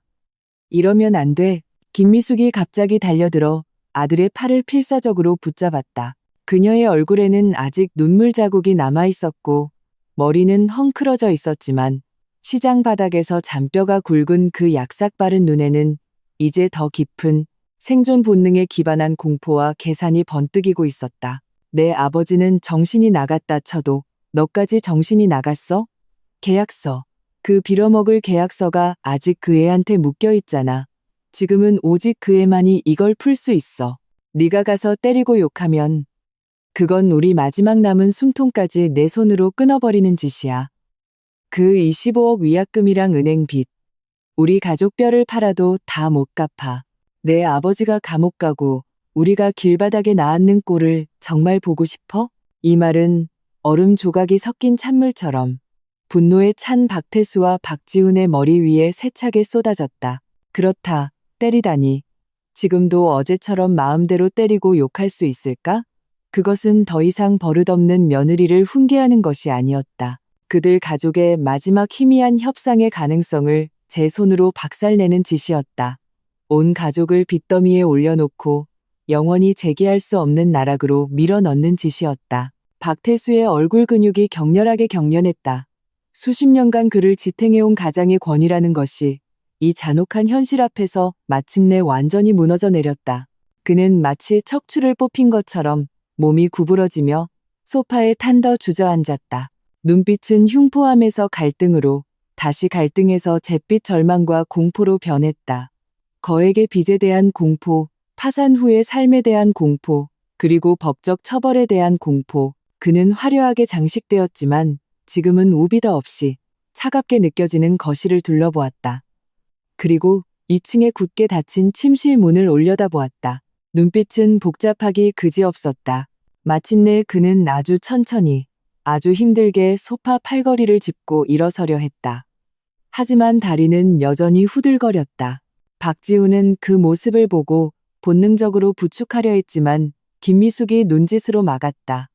집안의 가장이 직접 이 고개를 숙여야 했다. 박태수는 천근만근 같은 발걸음을 옮겨 한 걸음 한 걸음 계단으로 향했다. 매 걸음이 마치 자신의 체면과 존엄을 짓밟는 것 같았다. 김미숙이 서둘러 뒤를 따랐고 박지훈도 멍하니 그 뒤를 따랐다. 굳게 닫힌 내 방문 앞에 이르러 박태수는 어제 몽둥이를 휘둘렀지만 지금은 제어할 수 없이 미세하게 떨리는 손을 들었다. 그는 문을 부수고 싶었고 어제처럼 포효하고 싶었다. 하지만 허공에 든 손은 결국 아주 가볍게, 심지어 조금은 위축된 듯이 문을 두드렸다. 연우야. 그의 목소리는 마르고 쉬어 전례 없는 저자세가 묻어났다. 한 글자 한 글자가 몹시 힘들게 나왔다. 문 좀 열어다오. 아버지가 할 말이 좀 있다. 아는 쥐 죽은 듯 조용했다. 아무런 대답이 없었다. 박태수의 얼굴 근육이 다시 한번 경련했다. 그는 깊이 숨을 들이마셨다. 마치 온 힘을 다하듯 다시 손을 들었다. 이번에는 문을 좀 더 세게 두드렸다. 하지만 여전히 가벼웠고 말투에는 애원이 더 짙어졌다. 연우야. 어제 아침 일은 아버지가 잘못했다. 아버지가 늙어서 정신이 나갔었어. 순간 욱해서 그랬다. 문 좀 열어다오. 우리 한 가족끼리 문 걸어 잠그고 차분히 얘기 좀 하자. 응? 아버지가 사과할게. 시어머니 김미숙도 서둘러 문가에 붙어 울먹이는 목소리로 최대한 부드러운 어조를 쥐어짰다. 연우야, 내 예쁜 며느리. 어제는 엄마가 잘못했어. 엄마가 내 아버지를 말렸어야 했는데 엄마도 잘못했어. 엄마가 대신 사과할게. 제발 마음에 담아두지 마. 속상하면 몸에도 안 좋고 뱃속 아기한테도 안 좋잖아. 어서 문 좀 열어줘. 지금 집에 큰일이 났어. 하늘이 무너질 것 같은데 이제 너만 믿고 기댈 수밖에 없어. 박지우는 부모님 뒤에 서서 그들의 이런 저자세에 마음이 복잡했다. 분하고 굴욕적이면서도 닥쳐온 재앙에 대한 공포가 뒤섞였다. 그는 마른 입술을 열었다. 연우야, 어제는 내가 개새끼였어. 그런 말하는 게 아니었는데 문 좀 열어줘. 우리 차분히 얘기 좀 하자. 우선 이 위기부터 어떻게든 넘겨야 하잖아. 응? 방 안에서 나는 여전히 화장대 앞에 앉아 있었다. 천천히 꼼꼼하게 팔에 붉게 부어오른 멍 자국에 연고를 바르고 있었다. 차가운 연고가 타는 듯한 통증을 조금 완화시켜 주었지만 마음의 단단함은 녹이지 못했다. 문 밖에서 들려오는 분노에서 애원으로 극적으로 변한 목소리들이 또렷하게 귀에 들어왔다. 나는 바로 대답하지 않았다. 심지어 행동을 멈추지도 않았다. 급한가? 불안한가? 두려운가? 그렇다면 좀 더 느껴보시지. 지난 5년간 내가 견뎌온 냉대와 어제의 육체적 고통에 비하면 이 정도는 아무것도 아니니까. 그들의 목소리에 절망적인 울음소리가 섞이고 문을 두드리던 소리가 힘없는 긁는 소리로 바뀔 때쯤 나는 천천히 일어나 문가로 걸어갔다. 하지만 문을 열지는 않았다. 그저 단단한 나무문 하나를 사이에 두고 아무런 감정의 동요도 없는 평온한 목소리로 반문했다. 상의요? 사과요? 저는 그저 재수 없는 년에 맞아도 싼 사람인데 감히 태성산업 회장님, 사모님과 무슨 상의를 하겠어요? 문 밖은 순간 죽음처럼 조용해졌다. 그리고는 더욱 황급하고 두서없는 사과와 보장과 애원이 이어졌다. 연우야, 우리가 정말 잘못했다. 천번 만번 우리가 잘못했어. 앞으로 이 집안은 네가 다 알아서 해.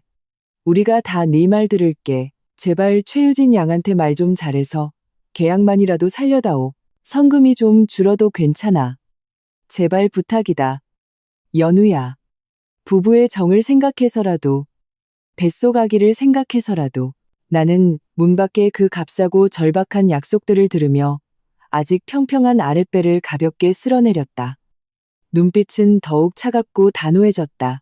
불은 충분히 지폈다. 이제 그물을 거둘 시간이었다. 나는 방문을 열었다. 동작은 서두르지도 느리지도 않았다. 문 밖에서 귀를 문에 대고 엿듣던 김미숙은 갑작스러운 상황에 하마터면 안으로 고꾸라질 뻔했다. 옆에 있던 박지훈이 황급히 그녀를 부축했다. 박태수는 가장 앞에 서 있었다. 얼굴에는 극도로 어색하고 부자연스러운 미소가 걸려 있었다. 주름이 한데 뭉쳐 온화함을 표현하려 했지만 우스꽝스럽고 처량해 보일 뿐이었다. 그의 허리는 어제의 위험은 온데간데 없이 살짝 굽어 있었다. 연우야, 문을 열어주니 다행이다. 다행이야. 박태수는 손을 비비며 조심스럽게 아첨하는 듯한 목소리로 말했다. 아침에 있었던 일들은 다 오해야. 아버지가 순간 정신이 나가서 그랬다. 제발 마음에 담아두지 마라. 그 해성무역 계약 말인데 어떻게 최유진 양한테 다시 한번 얘기해 볼 수 없을까? 우리 집안 사정 너도 알잖니. 그 성금 없으면 정말 끝장이다. 아버지가 약속하마. 앞으로는 어제 같은 일 절대 없을 거야. 이 집안 이제부터 네가 주인이다. 시어머니 김미숙도 서둘러 다가왔다. 눈은 붉게 부어 있었고 내 손을 잡으려 했지만 내가 몸을 살짝 틀어 피했다. 그녀의 손은 허공에서 멈칫했고 얼굴에는 당혹감이 스쳤다. 이내 더 간절한 표정을 쥐어짰다. 그래, 연우야. 천번 만번 우리가 잘못했다. 내가 대인배처럼 우리를 용서해줘. 우린 한 가족이잖아. 피는 물보다 진하다고. 우리 집안이 망하면 너한테도 내 뱃속 아기한테도 좋을 거 하나 없어. 안 그러니? 우리 생각은 안 하더라도 아기는 생각해야지. 박지우는 부모님 뒤에 서서 시선을 피하며 내 눈을 똑바로 쳐다보지 못했다. 고개를 숙이고 작은 목소리로 덧붙였다. 연우야, 내가 잘못했어.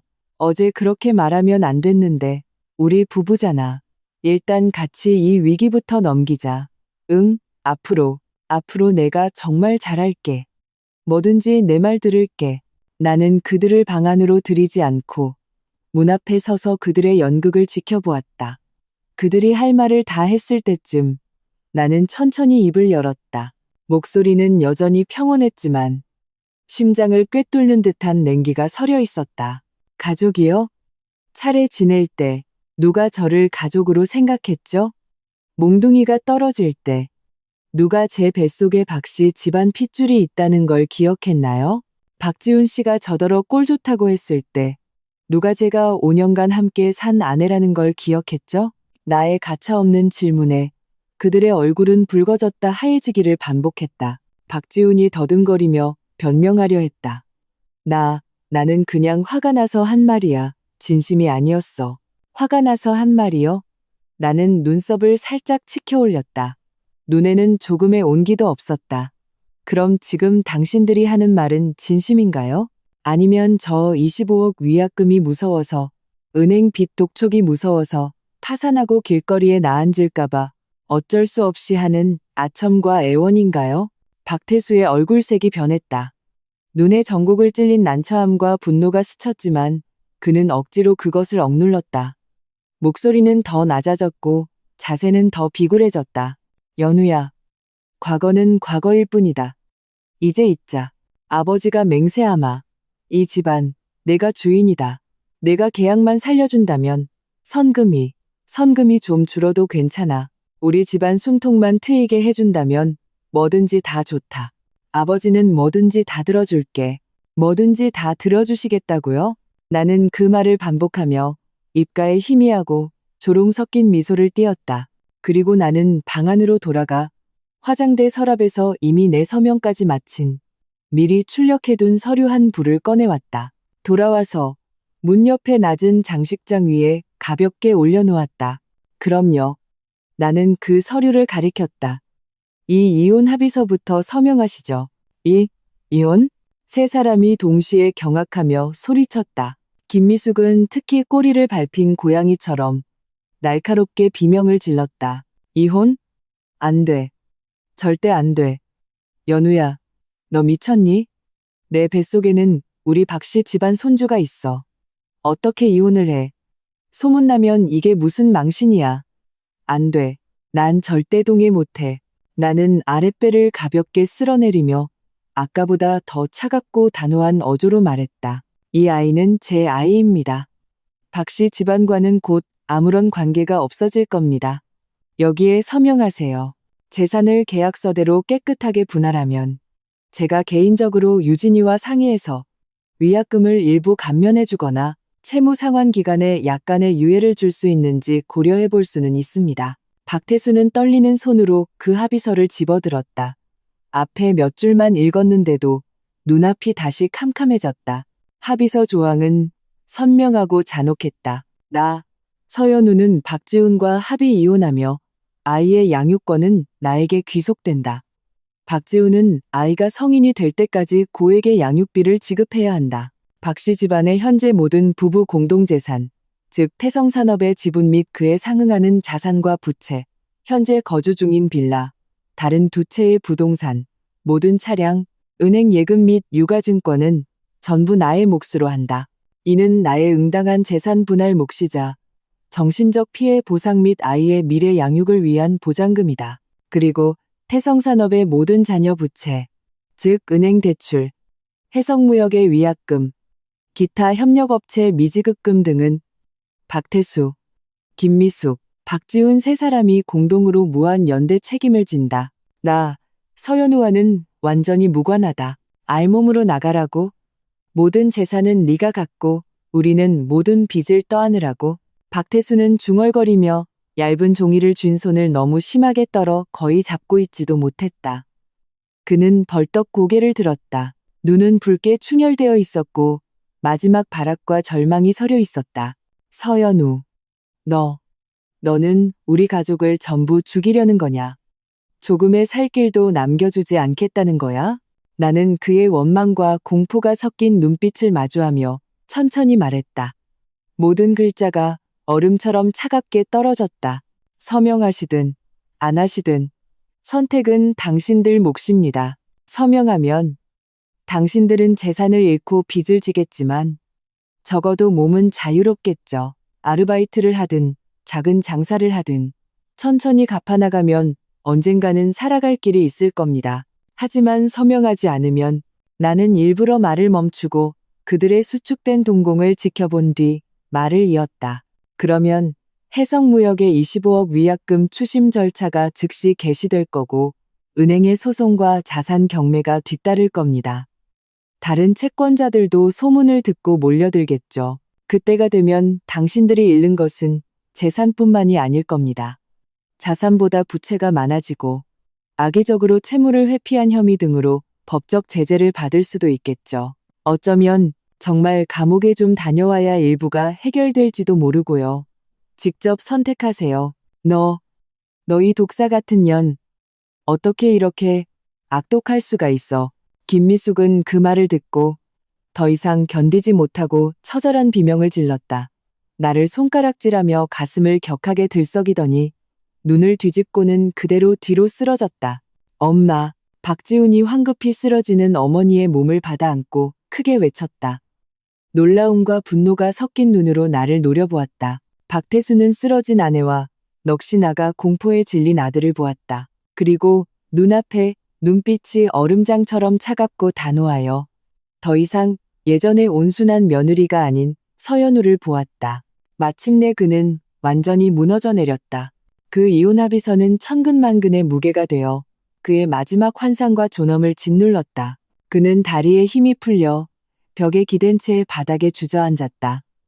두 손으로 얼굴을 감싸고 목구멍에서 억눌린 짐승의 비명 같은 흐느낌을 터뜨렸다. 그 차례상의 몽둥이가 지금은 마치 수많은 보이지 않는 채찍이 되어 그의 영혼을 사정없이 후려치고 있었다. 후회는 가장 독한 황산처럼 그의 오장육부를 부식시키기 시작했다. 그는 알았다. 올해 설날은 박씨 집안에겐 정말 끝이라는 것을. 그리고 그 자신이 온 가족을 나락으로 밀어넣은 장본인이라는 것을. 김미숙은 허둥지둥 그녀의 방으로 옮겨졌다. 인중을 누르고 따뜻한 물을 먹이고 급히 달려온 가정애가 급성 스트레스로 인한 일과성 쇼크라며 안정이 필요하다고 진단했다. 거실에는 다시 한번 억압적인 침묵이 흘렀다. 바닥에 주저앉아 마치 순식간에 20년은 늙어버린 듯한 박태수와 어머니의 방문을 지키며 멍한 눈으로 서 있는 박지훈만이 남아 있었다. 나는 내 방으로 돌아와 문을 닫고 역겨운 혼란을 차단했다. 나는 이것만으로는 부족하다는 것을 알았다. 불을 한 번 더 지펴 그들의 마지막 남은 요행과 시간을 끌려는 생각을 완전히 태워버려야 했다. 마치 내 생각을 읽기라도 한 듯 초인종이 다시 한번 정중하게 울렸다. 이번에 문을 열러가는 가사도우미의 다리는 후들거렸다. 들어온 사람은 주저앉아 있던 박태수와 멍하니 있던 박지훈을 경악하게 만들었다. 선두에 선 사람은 재단이 잘된 베이지색 정장을 입고 스틸레토 힐을 신은 여자였다. 그녀는 화장이 정교했고 기품이 넘쳤으며 눈썹 사이에는 상류층 특유의 거리감과 날카로움이 서려 있었다. 그녀 뒤에는 짙은색 정장을 입고 서류 가방을 든 표정이 엄격한 두 남자가 따랐다. 한눈에 봐도 엘리트 법무팀이었다. 유진 씨? 박지훈이 저도 모르게 그녀의 이름을 불렀다. 목소리는 메말라 있었다. 온 사람은 바로 최유진이었다. 그녀는 넋이 나간 박씨 부자에게는 눈길 한 번 주지 않고 어지러운 거실을 훑어보며 미간을 살짝 찌푸렸다. 그리고는 곧장 내 방문으로 걸어와 문을 두드렸다. 내가 문을 열자 유진은 즉시 다가와 내 두 손을 잡고 위아래로 꼼꼼히 살폈다. 내 한복 소매 밖으로 드러난 멍자국의 가장자리를 보았을 때 그녀의 눈빛은 싸늘하게 변했다. 목소리에는 감출 수 없는 안타까움과 분노가 실려 있었다. 연우야, 많이 다쳤어? 팔 말고 또 어디 다친 데는? 좀 보자. 저들이 정말 인간이 아니구나. 그녀는 나를 잡아 끌며 상처를 확인하려 했다. 나는 고개를 저으며 그녀의 손을 마주잡고 안심시키듯 토닥였다. 겉에만 좀 다쳤어. 약 발랐더니 괜찮아. 걱정 마. 유진은 그제야 한숨을 돌렸지만 얼굴에 냉기는 가시지 않았다. 그녀는 그제야 몸을 돌려 마치 배경처럼 그 자리에 얼어붙어 있는 박태수와 박지훈을 보았다. 그녀 얼굴의 다정함은 순식간에 사라지고 사무적인 냉담함과 눈 깊숙한 곳에 뚜렷한 혐오감이 그 자리를 대신했다. 박 회장님, 박지훈 씨. 그녀의 호칭은 정중했지만 뚜렷한 거리감이 느껴졌다. 저는 최유진입니다. 해성무역을 대표해서 그리고 서연우 씨의 친구로서 계약 종료 및 관련 후속 조치를 공식적으로 처리하기 위해 왔습니다. 이 두 분은 해성그룹 법무팀 소속입니다. 박태수는 마치 죽기 직전에 사람이 환상을 본 듯 일어나려 발버둥쳤지만 다리가 풀려 반쯤 기는 자세로 앞으로 몇 걸음 다가왔다. 목소리는 쉬었고 울음이 섞여 있었다. 최유진 양. 이렇게 직접 왕림해 주시다니. 제발 저희를 불쌍히 여겨주십시오. 다 저희 잘못입니다. 저희가 연우에게 사과하겠습니다. 머리를 조아리고 용서를 빌겠습니다. 그 계약서. 그건 저희 집안의 목숨입니다. 종료되면 안 됩니다. 위약금은 저희 뼈를 갈아도 다 갚지 못합니다. 최유진은 그가 닿을 수 있는 범위를 피하듯 반걸음 뒤로 물러섰다. 눈의 혐오감은 더욱 짙어졌다. 목소리 톤을 높여 그 자리에 있는 모든 사람이 들을 수 있도록 또렷하게 말했다. 박 회장님, 자중해 주시죠. 우선 회장님의 잘못된 점을 하나 바로잡겠습니다. 그건 당신들 집안의 계약서가 아닙니다. 그건 최유진이 제 가장 소중한 친구 서연우를 위해 준비한 선물 혹은 안전장치였습니다. 그녀의 말은 무거운 망치가 되어 박태수와 박지훈의 머리를 어지럽게 내리쳤다. 계약서의 모든 조항, 방금 당신들을 절망에 빠뜨린 위약금 조항과 그 유일한 담당자 핵심 귀속 조항까지 최유진은 한 글자 한 글자 선명하게 말했다. 모두 제가 그룹 수석 변호사에게 연우가 처할 수 있는 상황을 고려하여 맞춤 제작하게 한 것입니다. 주문 내용은 가짜였고 구매 계획은 미끼였습니다. 유일하게 진실했던 것은 절대적인 법적 효력을 지닌 그 계약서와 그 안에 담긴 연우를 보호하고 필요할 때는 반격할 수 있는 상방보검 샴팡, 보겐이었습니다.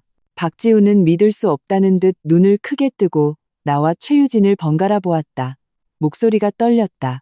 당신들은 처음부터 계획했던 거군요. 2년 전. 아니, 그보다 훨씬 전부터 우리 집안을 노리고. 최유진은 마치 우스운 얘기를 들은 듯 차갑게 비웃었다. 하지만 미소에는 온기가 없었다. 박지훈 씨, 용어 선택에 주의하세요. 이건 계산이 아니라 위험 방지 및 권익 보장이라고 하는 겁니다. 만약 당신들이 연우를 잘 대하고 부부 사이가 화목하고 가정이 행복했다면 이 계약서는 영원히 평범한 문서로 남았을 겁니다. 심지어 미래에는 연우 덕분에 진짜 협력으로 이어져 당신들 집안을 도와줬을지도 모르죠. 하지만 당신들 스스로 당신들의 편협함과 이기심, 그리고 폭력으로 계약의 보호 혹은 반격 장치를 직접 작동시킨 겁니다. 당신들이 살기를 막다른 길로 만든 거라고요. 그녀의 말은 모든 다정한 가면을 벗겨내고 그 밑에 숨겨진 차갑고 잔혹한 계산과 현실을 드러냈다. 박태수는 마침내 깨달았다. 그들은 처음부터 서연우를 위해 정교하게 짜인 합법적인 보호망 안에 갇혀 있었다는 것을, 그리고 그들의 모든 오만과 상처는 스스로의 목을 조르는 밧줄을 더 세게 당기는 짓이었다는 것을. 최유진이 데려온 법무팀 직원이 앞으로 나서 새로운 서류 봉투를 내밀었다. 목소리는 평탄했다. 박 회장님, 이미 통지된 계약 종료 및 위약금 추심 외에 여기는 서연우님이 이번 사건에서 입은 신체적 상해, 정신적 피해, 그리고 명예훼손에 대한 상세한 손해배상 청구 목록 및 법적 근거입니다. 또한 현재 상황을 고려하여 저희는 귀하께서 서연우님의 요구에 따라 이혼 및 재산 분할 절차를 신속하게 처리하여 상황이 더 악화되고 돌이킬 수 없는 결과를 초래하는 것을 피하시기를 강력히 권고하고 촉구하는 바입니다. 박태수는 그 두꺼운 서류 봉투를 마치 염라대왕의 독촉장처럼 바라보았다. 그는 알았다. 최유진과 그녀가 대표하는 거대한 자본, 그리고 전문적인 법률팀 앞에서 자신 같은 지방의 작은 사업가는 개미처럼 아무런 저항도 할 수 없다는 것을, 그의 마지막 남은 척추마저 이 적나라한 현실에 완전히 꺾여버렸다. 그는 다시 주저앉았다. 눈빛은 흩어졌고 입에서는 끝났어. 정말 끝났어 라는 무의식적인 중얼거림만 흘러나왔다. 그리고 박지훈은 주먹을 꽉 쥐었다. 손톱이 손바닥을 파고들었지만 조금의 통증도 느껴지지 않았다. 오직 끝없는 차가움과 절망뿐이었다. 박태수가 최유진의 등장과 발언에 완전히 넋이 나가 이미 18층 지옥에 떨어져 다시는 일어설 수 없다고 생각했을 때 그의 주머니에 있던 다른 개인 핸드폰이 웅웅하고 진동했다. 아주 소수의 사람만 아는 번호였다. 그는 무감각하게 핸드폰을 꺼내 화면에 뜬 낯선 지역 번호와 어딘가 심상치 않은 규칙성을 띤 뒷번호를 보았다. 받고 싶지 않았지만 혹시나 하는 마음에 받았다. 지금 이보다 더 나쁜 소식이 있을까 싶었지만 그는 결국 통화 버튼을 눌렀다. 핸드폰을 귀에 대고 마른 풍로 같은 목소리로 말했다. 여보세요. 박태수 씨 되십니까? 전화 저편에서 중년 남자의 목소리가 들려왔다. 어조는 평온했고 발음은 또렷했으며 특유의 느리지도 빠르지도 않은 리듬감이 있었다. 사업가도 공무원도 아닌 것 같았지만 왠지 모를 압박감을 주었다. 내가 박태수인데. 누구요? 박태수는 기운 없이 대답했다. 박태수 씨, 안녕하십니까? 갑작스럽게 연락드려 죄송합니다. 저는 강 씨라고 하며 서명원 선생님과 심정 여사님의 위임을 받은 대리인입니다. 상대방이 자신을 소개했다. 박태수는 순간 머리가 돌아가지 않았다. 서명원? 심정? 모르는 이름인데. 잠깐 누구라고? 서연우. 서연우의 친부모? 서연우는 고아 아니었나? 당시 중매쟁이가 복지원에서 자라 의지할 곳 없고 착하고 순해서 다루기 쉬울 거라고 신신당부해서 그들 집안도 허락했던 것이었다. 이 소식은 최유진이 가져온 충격보다 더 그를 멍하게 만들었다. 네. 서명원 선생님과 심정 여사님은 서연우 양의 친부모님이십니다. 강 대리인의 목소리는 여전히 평온했지만 의심의 여지가 없는 확신이 담겨 있었다. 두 분께서는 오랫동안 해외에 거주해 오셨는데 최근 따님이 귀댁에서 매우 불미스러운 일을 겪었고 심지어 신변 안전의 위협까지 받았다는 소식을 듣고 매우 놀라시고 우려하고 계십니다. 이에 저를 통해 공식적으로 두 가지를 전달해달라고 하셨습니다. 박태수의 심장이 목구멍까지 차올랐다. 숨을 멈췄다. 강 대리인은 계속해서 그 평온하지만 무게감 있는 어조로 말했다. 첫째, 귀댁에서 따님에게 가한 폭력 행위 및 장기간의 정신적 압박에 대해 서 선생님과 심 여사님께서는 모든 법적 책임을 물을 권리를 가지고 계십니다. 두 분께서는 연우 양이 지난 몇 년간 그들과 주고받은 연락 기록, 심리 상담 기록, 그리고 이번 사건의 상해 진단서와 영상 증거를 포함한 완벽한 증거 자료를 확보하고 계십니다. 법적 절차가 시작되면 단순히 민사배상으로 끝나지 않을 것입니다. 박태수의 등에서 식은땀이 쏴하고 흘러내렸다. 핸드폰을 쥔 손바닥이 순식간에 차갑고 축축해졌다. 둘째, 강 대리인은 잠시 멈추었다. 상대방이 소화할 시간을 주는 듯했다. 서 선생님과 심 여사님께서는 몇몇 경로를 통해 귀사의 현재 심각한 위기 상황을 파악하고 계십니다. 두 분께서는 박태수 씨께서 이 세상에는 한 번 저지른 잘못에 대해 치러야 할 대가가 당신이 처음에 상상했던 것보다 훨씬 클 수 있다는 것을 알아주시기를 바랍니다. 단순히 금전적인 손실에 그치지 않을 수도 있습니다. 두 분께서는 귀댁에서 최대한의 성의와 최고의 효율로 연우 양과의 모든 문제, 즉 혼인관계, 재산 귀속 그리고 정신적 보상 등을 연우 양이 만족할 수 있도록 원만하고 철저하게 해결해 주시기를 진심으로 바랍니다. 그렇지 않으면 강 대리인은 말을 끝맺지 않았다. 하지만 그 말 속에 담긴 위협은 실체적인 빙산처럼 박태수의 심장을 짓눌러 그를 거의 질식시킬 뻔했다. 단순히 사업 파산이 아니라니 그럼 대체 무엇이란 말인가? 신변의 안전, 더 끔찍한 법적 결과, 서연우, 그들이 마음대로 주무를 수 있다고 생각했던 고아 여자. 그 배후에 이렇게 신비하고 강력한 친부모가 서 있었다니. 오랫동안 해외에 살면서도 즉시 정확하게 자신을 찾아내고 집안 사정을 손바닥 보듯 꿰뚫고 심지어 상상을 초월하는 대가 같은 말을 할 수 있다니. 박태수는 문득 아주 오래전 지역 상공계에서 은밀하게 떠돌던 소문을 떠올렸다. 수십 년 전 이 지역에 아주 조용하지만 배경이 어마어마한 서씨 가문이 있었는데 나중에 무슨 이유에선지 온 가족이 해외로 이주하여 소식이 끊겼다는 이야기. 설마 서연우가 그 가문의 후손이란 말인가. 이 추측은 그를 얼음 동굴에 빠진 듯 혈액까지 얼어붙게 만들었다.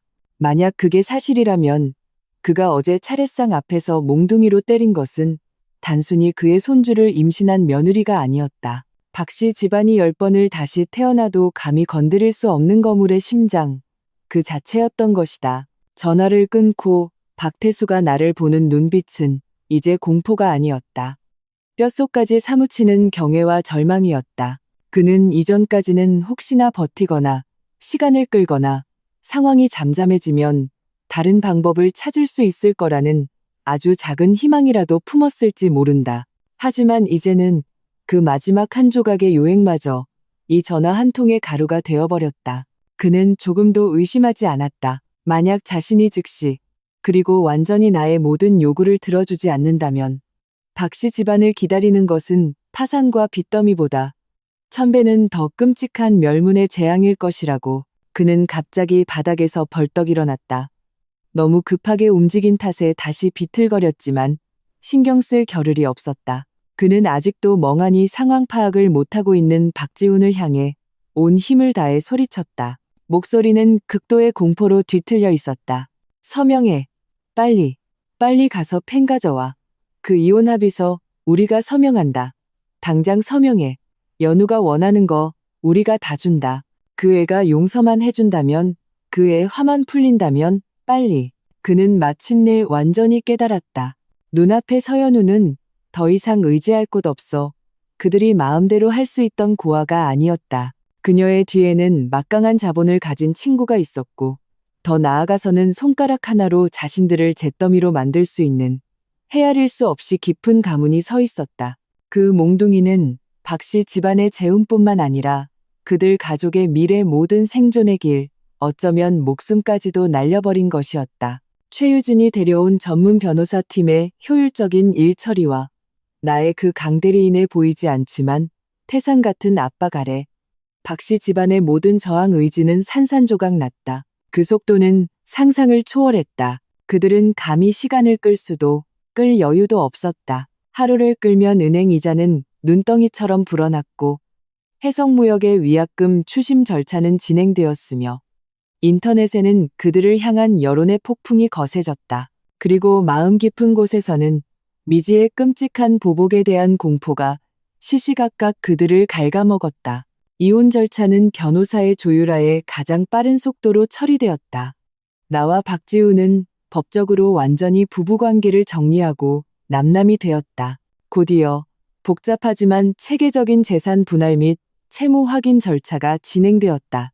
박태수 명의의 태성산업은 이미 빚더미에 앉은 껍데기뿐이었다. 그들이 현재 살고 있던 한때 신분을 상징했던 이 빌라, 다른 두 채의 투자용 부동산, 집에 있던 값나가는 차 몇 대, 그리고 동결된 후 남은 푼돈까지 모두 이혼 합의서에 따라 강제 집행 효력이 있는 법적 서류를 통해 하나씩 내 명의로 변경되었다. 이와 동시에 최유진 측이 마지못해 협상해준 결과 실제로는 내 뜻에 따라 베푼 마지막 잡이었지만 해성무역 측은 박씨 집안이 즉시 일부 자금을 마련하여 성의를 보이고 요구에 따라 공개 사과 등을 이행하면 위약금 일부를 감면해 주기로 고려해 주었다.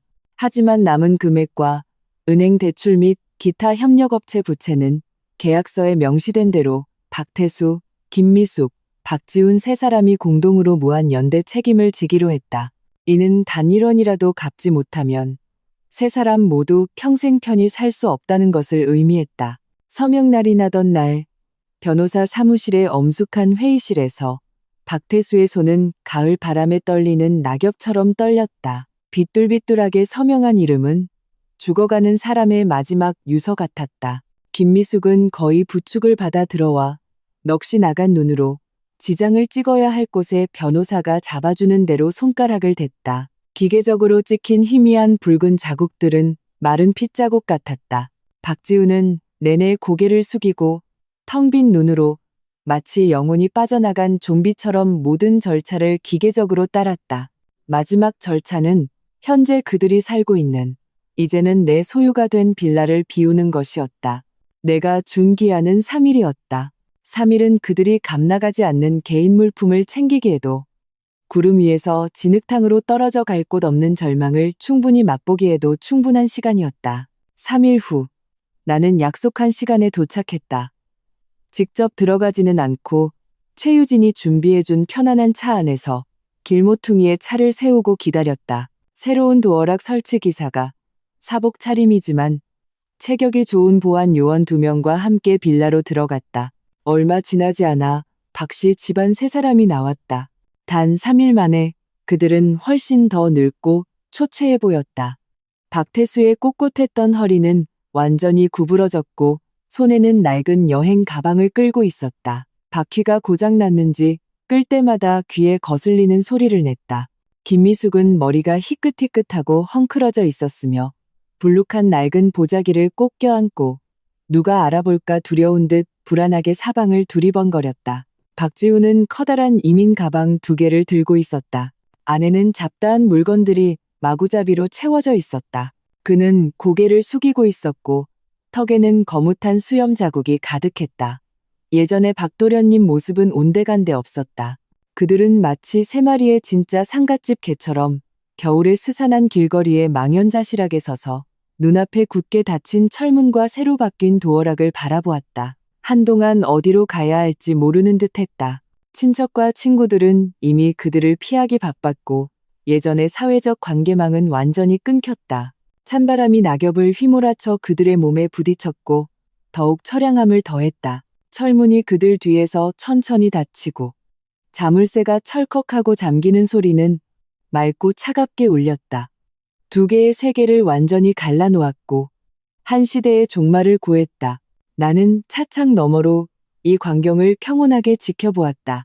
마음속에는 예상했던 통쾌함이나 복수심 대신 모든 것이 끝난 후의 고요함과 지난 5년간 헛되이 보낸 청춘에 대한 희미한 슬픔만이 남았다.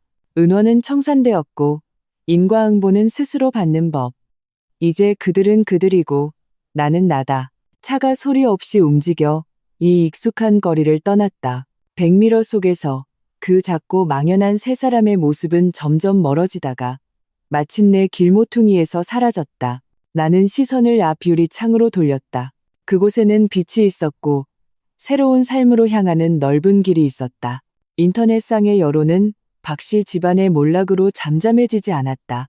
오히려 최유진 측이 무심코 흘린 장기간의 정신적 억압과 경제적 통제 같은 더 자세한 내용과 이혼 합의서의 재산 분할이 합리적이었다는 설명이 더해지자 새로운 논란의 불씨를 지폈다. 사람들은 이 복수극의 극적인 전개에 놀라워했고 박씨 집안의 비열한 행태에 더욱 분노했다. 박씨 집안은 싼 월세방이라도 구해 잠시 몸을 피하려 했지만 집주인들은 그들의 이름을 듣거나 초라한 행색을 보고는 대부분 핑계를 대며 거절했다. 누구도 이렇게 소문이 흉흉한 세입자를 들이고 싶어 하지 않았다. 재수 없을까봐, 그리고 귀찮은 일에 엮일까봐. 결국 그들은 도시 가장 변두리에 시끄럽고 혼잡한 달동네, 어둡고 축축한 반지하방을 구해 겨우 몸을 뉘었다. 거대한 빚은 머리 위에 매달린 칼과 같았고 얼마 안 되는 돈은 빠르게 사라져갔다. 앞으로의 생계는 막막했다. 그리고 가정 내부의 균열은 물질적인 치부가 벗겨지고 외부 압력이 극에 달하자 완전히 폭발하여 서로를 원망하고 증오하는 지옥으로 변했다. 김미숙은 처음의 붕괴와 통곡에서 점차 신경질적이고 악랄하게 변했다. 그녀는 더 이상 남을 탓하지 않고 모든 원망을 남편과 아들에게 쏟아냈다. 박태수, 이 늙은 멍청이야. 당신만 아니었으면, 당신이 그 꼰대 같은 가장 노릇만 안 했으면, 당신이 그 애를 때리지만 않았으면 우리 집안이 이 꼴이 됐겠어? 차례 지내다가 조상님들 얼굴에 똥칠을 했잖아. 이제 좋겠다. 조상님이 당신 안보 살펴주고 여기 하수구 옆으로 보살펴주셨네. 그녀는 초라한 방의 얼룩진 벽과 창밖에 오수가 흐르는 좁은 골목을 가리키며 히스테릭하게 소리쳤다. 그리고 너, 박지훈, 이 무능한 놈아. 마누라 하나 제대로 간수 못하고 비위도 못 맞춰줘? 네가 조금만 쓸모 있었으면, 그 애한테 좀 잘해줬으면 그 애가 이렇게 악독하게 우리를 죽음으로 몰아넣었겠냐고. 다 네가 무능해서 그래. 네 애비랑 똑같아. 둘 다 쓸모없는 인간들이야. 늙어서 이 고생을 하게 만들고. 내 팔자야. 내 팔자가 왜 이리 기구해. 그녀는 희끗희끗한 머리를 쥐어뜯으며 말없이 듣고만 있는 박지훈을 때렸다. 박지훈은 이미 천국에서 지옥으로 떨어진 거대한 낙차와 사회의 경멸, 무거운 빚의 압박, 그리고 마음 깊은 곳에 여자에게 놀아났다는 수치심과 무력감에 짓눌려 있었다. 어머니의 이런 저주와 비난이 매일같이 이어지자 오랫동안 억눌러왔던 부모님의 강압적인 통제에 대한 원망이 마침내 터져나왔다. 그는 어머니를 세게 밀쳐내고 붉게 충혈된 눈으로 소리쳤다. 내 탓이라고요? 지금 두 분이 누굴 탓할 자격이 있어요? 어릴 때부터 지금까지 제가 어느 것 하나 두 분 뜻대로 안 한 게 있어요? 학교, 직장, 결혼, 심지어 제가 밤 몇 시에 집에 들어오는지까지 간섭했잖아요. 서연우가 배경 없어서 다루기 쉽다고 빨리 결혼시켜서 집안일 돕게 하라고 재촉한 게 누구였어요? 제 앞에서 그 애 흉보고 너무 잘해주지 말라고 한 게 누구였어요? 이제 와서 일이 터지니까 다 내 잘못이에요? 부모님은 잘못 없어요? 이 집안이 이 꼴이 된 거 아버지의 독선이랑 어머니의 그 땜생이 같은 성격 때문은 아니고요. 너, 이 후레자식, 감히 내 어미한테 그따위로 말해? 박태수는 분노로 온몸을 떨며 습관적으로 손을 들었다. 하지만 아들의 핏발선, 조금도 물러서지 않는 눈빛과 이제는 늙고 무력하여 남의 집에 얹혀 사는 자신의 처지를 보자 들었던 손은 결국 힘없이 떨어졌다. 남은 것은 격한 기침뿐이었다. 이제 그가 아들을 훈계할 무슨 힘이 있겠는가. 때리시지. 왜요? 박지훈은 아버지를 비웃으며 뒤틀린 미소를 지었다. 이제 기침하는 거 말고 뭘 할 수 있는데요? 회사가 어떻게 망했는데요? 아버지 고집 때문에 남의 말은 듣지도 않고 무리하게 확장하고 또 인색해서 협력업체 대금도 안 주다가 신용 다 말아먹었잖아요. 아직도 당신이 위세 부리던 시절인 줄 아세요? 정신 차리세요. 우리 집 망했어요. 바로 당신들 손으로 직접 망하게 한 거라고요. 부자 간의 반목, 모자 간의 원수. 이 좁고 축축하고 곰팡내 나는 작은 방 안에서 과거의 이른바 정과 가족에는 적나라한 생존의 압박과 서로에게 책임을 떠넘기는 원망에 의해 갈기갈기 찢겨나갔다. 그들은 그제야 깨달았다. 그들이 과거 서연우에게 가했던 냉대, 정신적 통제, 그리고 가혹함이 이제는 더 맹렬하고 잔혹한 방식으로 그들 자신에게 되돌아오고 있다는 것을, 그것도 가장 가까운 유일하게 남은 가족들로부터. 이런 내부의 소모는 외부의 어떤 압력보다도 더 숨막히고 절망적이었다. 이 집안은 안에서부터 밖까지 완전히 썩어 악취가 진동했다. 그리고 이 모든 쓴 열매의 씨앗은 아주 오래전 그들 자신이 직접 뿌린 것이었다. 그 후 몇 달 동안 박씨 집안의 생활은 날이 갈수록 나빠졌다. 박태수는 막노동이라도 해보려 했지만 과거 사장이었던 체면을 버리지 못했고 나이 들어 몸도 약해져가는 곳마다 퇴짜를 맞았다. 김미숙은 완전히 무너져 몸과 정신에 심각한 문제가 생겼다. 계속 약을 먹어야 했고 그 또한 적지 않은 부담이었다. 박지훈은 어쩔 수 없이 정신을 차리고 물류센터에서 상하차를 하고 식당 주방에서 허드렛 일을 하며 가장 힘들고 더러운 일을 했다. 쥐꼬리만 한 월급으로 세 사람의 기본적인 생활과 어머니의 약값을 겨우 감당했다.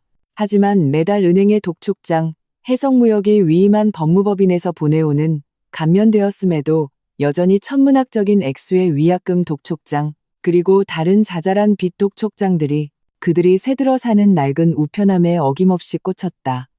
마치 차가운 채찍이 되어 이미 무뎌질 대로 무뎌진 그들의 신경을 후려치는 것 같았다.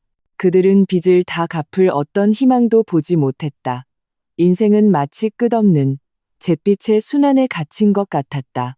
가끔 박지우는 극도의 피로와 절망에 빠진 깊은 밤에 지난 5년의 기억들을 떠올렸다. 서연우가 막 시집왔을 때의 다정한 미소, 그녀가 회사를 위해 밤새워 장부를 정리하던 옆모습, 그녀가 몰래 준비했던 생일 선물, 그리고 이 장면들은 금세 차례상 앞에서 아버지가 휘두르던 몽둥이, 어머니의 비웃음, 그리고 자신의 차가웠던 꼴 좋다는 말로 뒤덮였다.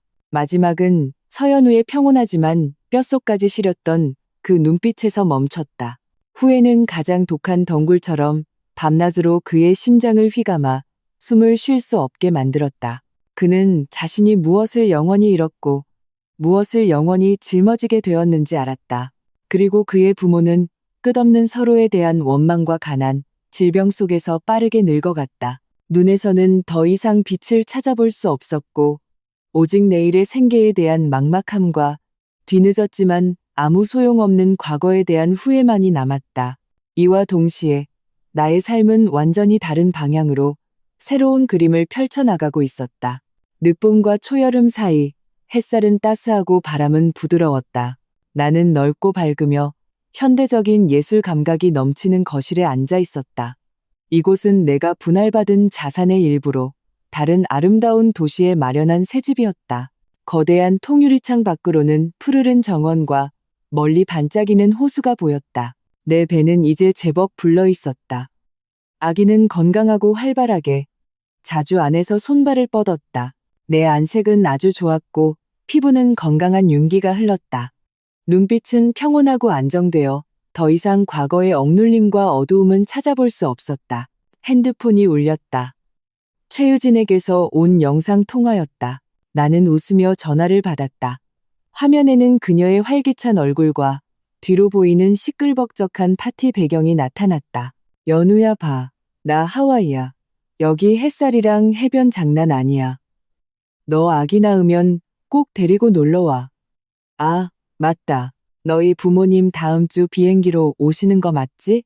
내가 공항 픽업, 숙소, 그리고 여기 최고 산부인과 의사 진료까지 싹 다 예약해놨어. 풀코스로 모실게. 나는 마음속에 따뜻한 기운이 퍼지는 것을 느꼈다. 유진아, 고마워. 항상 이렇게 세심하게 챙겨주고 또 그 소리. 나랑 사이에 고맙긴 뭐가 고마워. 유진은 투덜거렸다. 넌 내 베프고 내 부모님은 내 제2의 부모님이나 마찬가지야. 당연히 잘 모셔야지. 아, 그리고 강대리인이랑 방금 통화했는데 내 부모님이 내 지금 상태에 아주 만족하시고 안심하셨대. 이번에 오시는 건 너랑 시간 많이 보내면서 과거에 못해준 거 다 해주고 싶어서래. 이야기를 나누는 동안 초인종이 울렸다. 가사도우미가 문을 열자 내 개인 자산 관리사와 변호사가 함께 들어왔다. 출산 전 마지막 중요 업무 협의를 위해서였다. 내 자산은 전문팀의 관리하에 안정적으로 불어나고 있었다. 박씨 집안에서 분할받은 자산 중 현금화할 것은 이미 적절하게 처리되었고 재투자할 것은 이미 계획이 세워져 과거의 불쾌한 경험과 완전히 분리되었다. 나는 몇 개의 서류에 서명하며 내가 출산하는 동안에도 모든 일이 순조롭게 진행될 수 있도록 조치했다. 그들을 보내고 나는 둥글게 솟아오른 배를 가볍게 쓰다듬으며 그 안에 작은 생명의 움직임을 느꼈다. 아가야, 봐. 이게 엄마가 너를 위해 만든 세상이야. 차가운 눈빛도, 몽둥이도, 조심스럽게 눈치 봐야 하는 가족도, 남의 비위를 맞춰야 하는 비굴함도 없어. 여기에는 오직 햇살과 자유, 사랑, 그리고 선택할 권리만이 있단다. 나는 서재로 걸어갔다. 그곳에는 내가 요즘 공부하는 책들이 놓여 있었다. 육아, 예술 감상, 그리고 내가 새로 설립한 어려움에 처한 여성들을 돕는 작은 공익재단을 어떻게 더 잘 운영할지에 관한 책들이었다. 생활은 충실하고 의미 있어졌다. 저녁 무렵 나는 혼자 정원을 산책했다. 석양이 하늘을 부드러운 주홍빛으로 물들였다. 바람이 스쳐 지나가며 풀과 꽃향기를 실어왔다. 나는 눈을 감고 깊이 숨을 들이마셨다. 공기 중에는 자유의 향기가, 새로운 삶의 희망이 가득했다. 나를 숨막히게 하고 고통스럽게 했던 그 해는 마침내 완전히 지나갔다. 그 잘못된 결혼과 비참했던 과거와 함께 시간의 깊은 곳에 묻혔다. 그리고 서연우의 진짜 인생, 나와 내 아기의 새로운 삶의 장은 이 드넓은 봄바람 속에서 이제 막 찬란한 첫 페이지를 넘기고 있었다. 독자 여러분, 이 이야기를 들으시고 작가님과 나누고 싶은 이야기가 있으신가요? 댓글로 남겨주시면 운영팀이 하나하나 작가님께 전달해 드리겠습니다. 또한 이 이야기가 마음에 드셨다면 주변의 친구분들께도 추천하여 더 많은 분들이 함께 들을 수 있도록 공유해 주시면 감사하겠습니다. 다시 한번 귀 기울여 주셔서 감사합니다. 마음을 나누는 가정에서 좋은 이야기로 다시 찾아뵙겠습니다. 다음 만남을 기대합니다.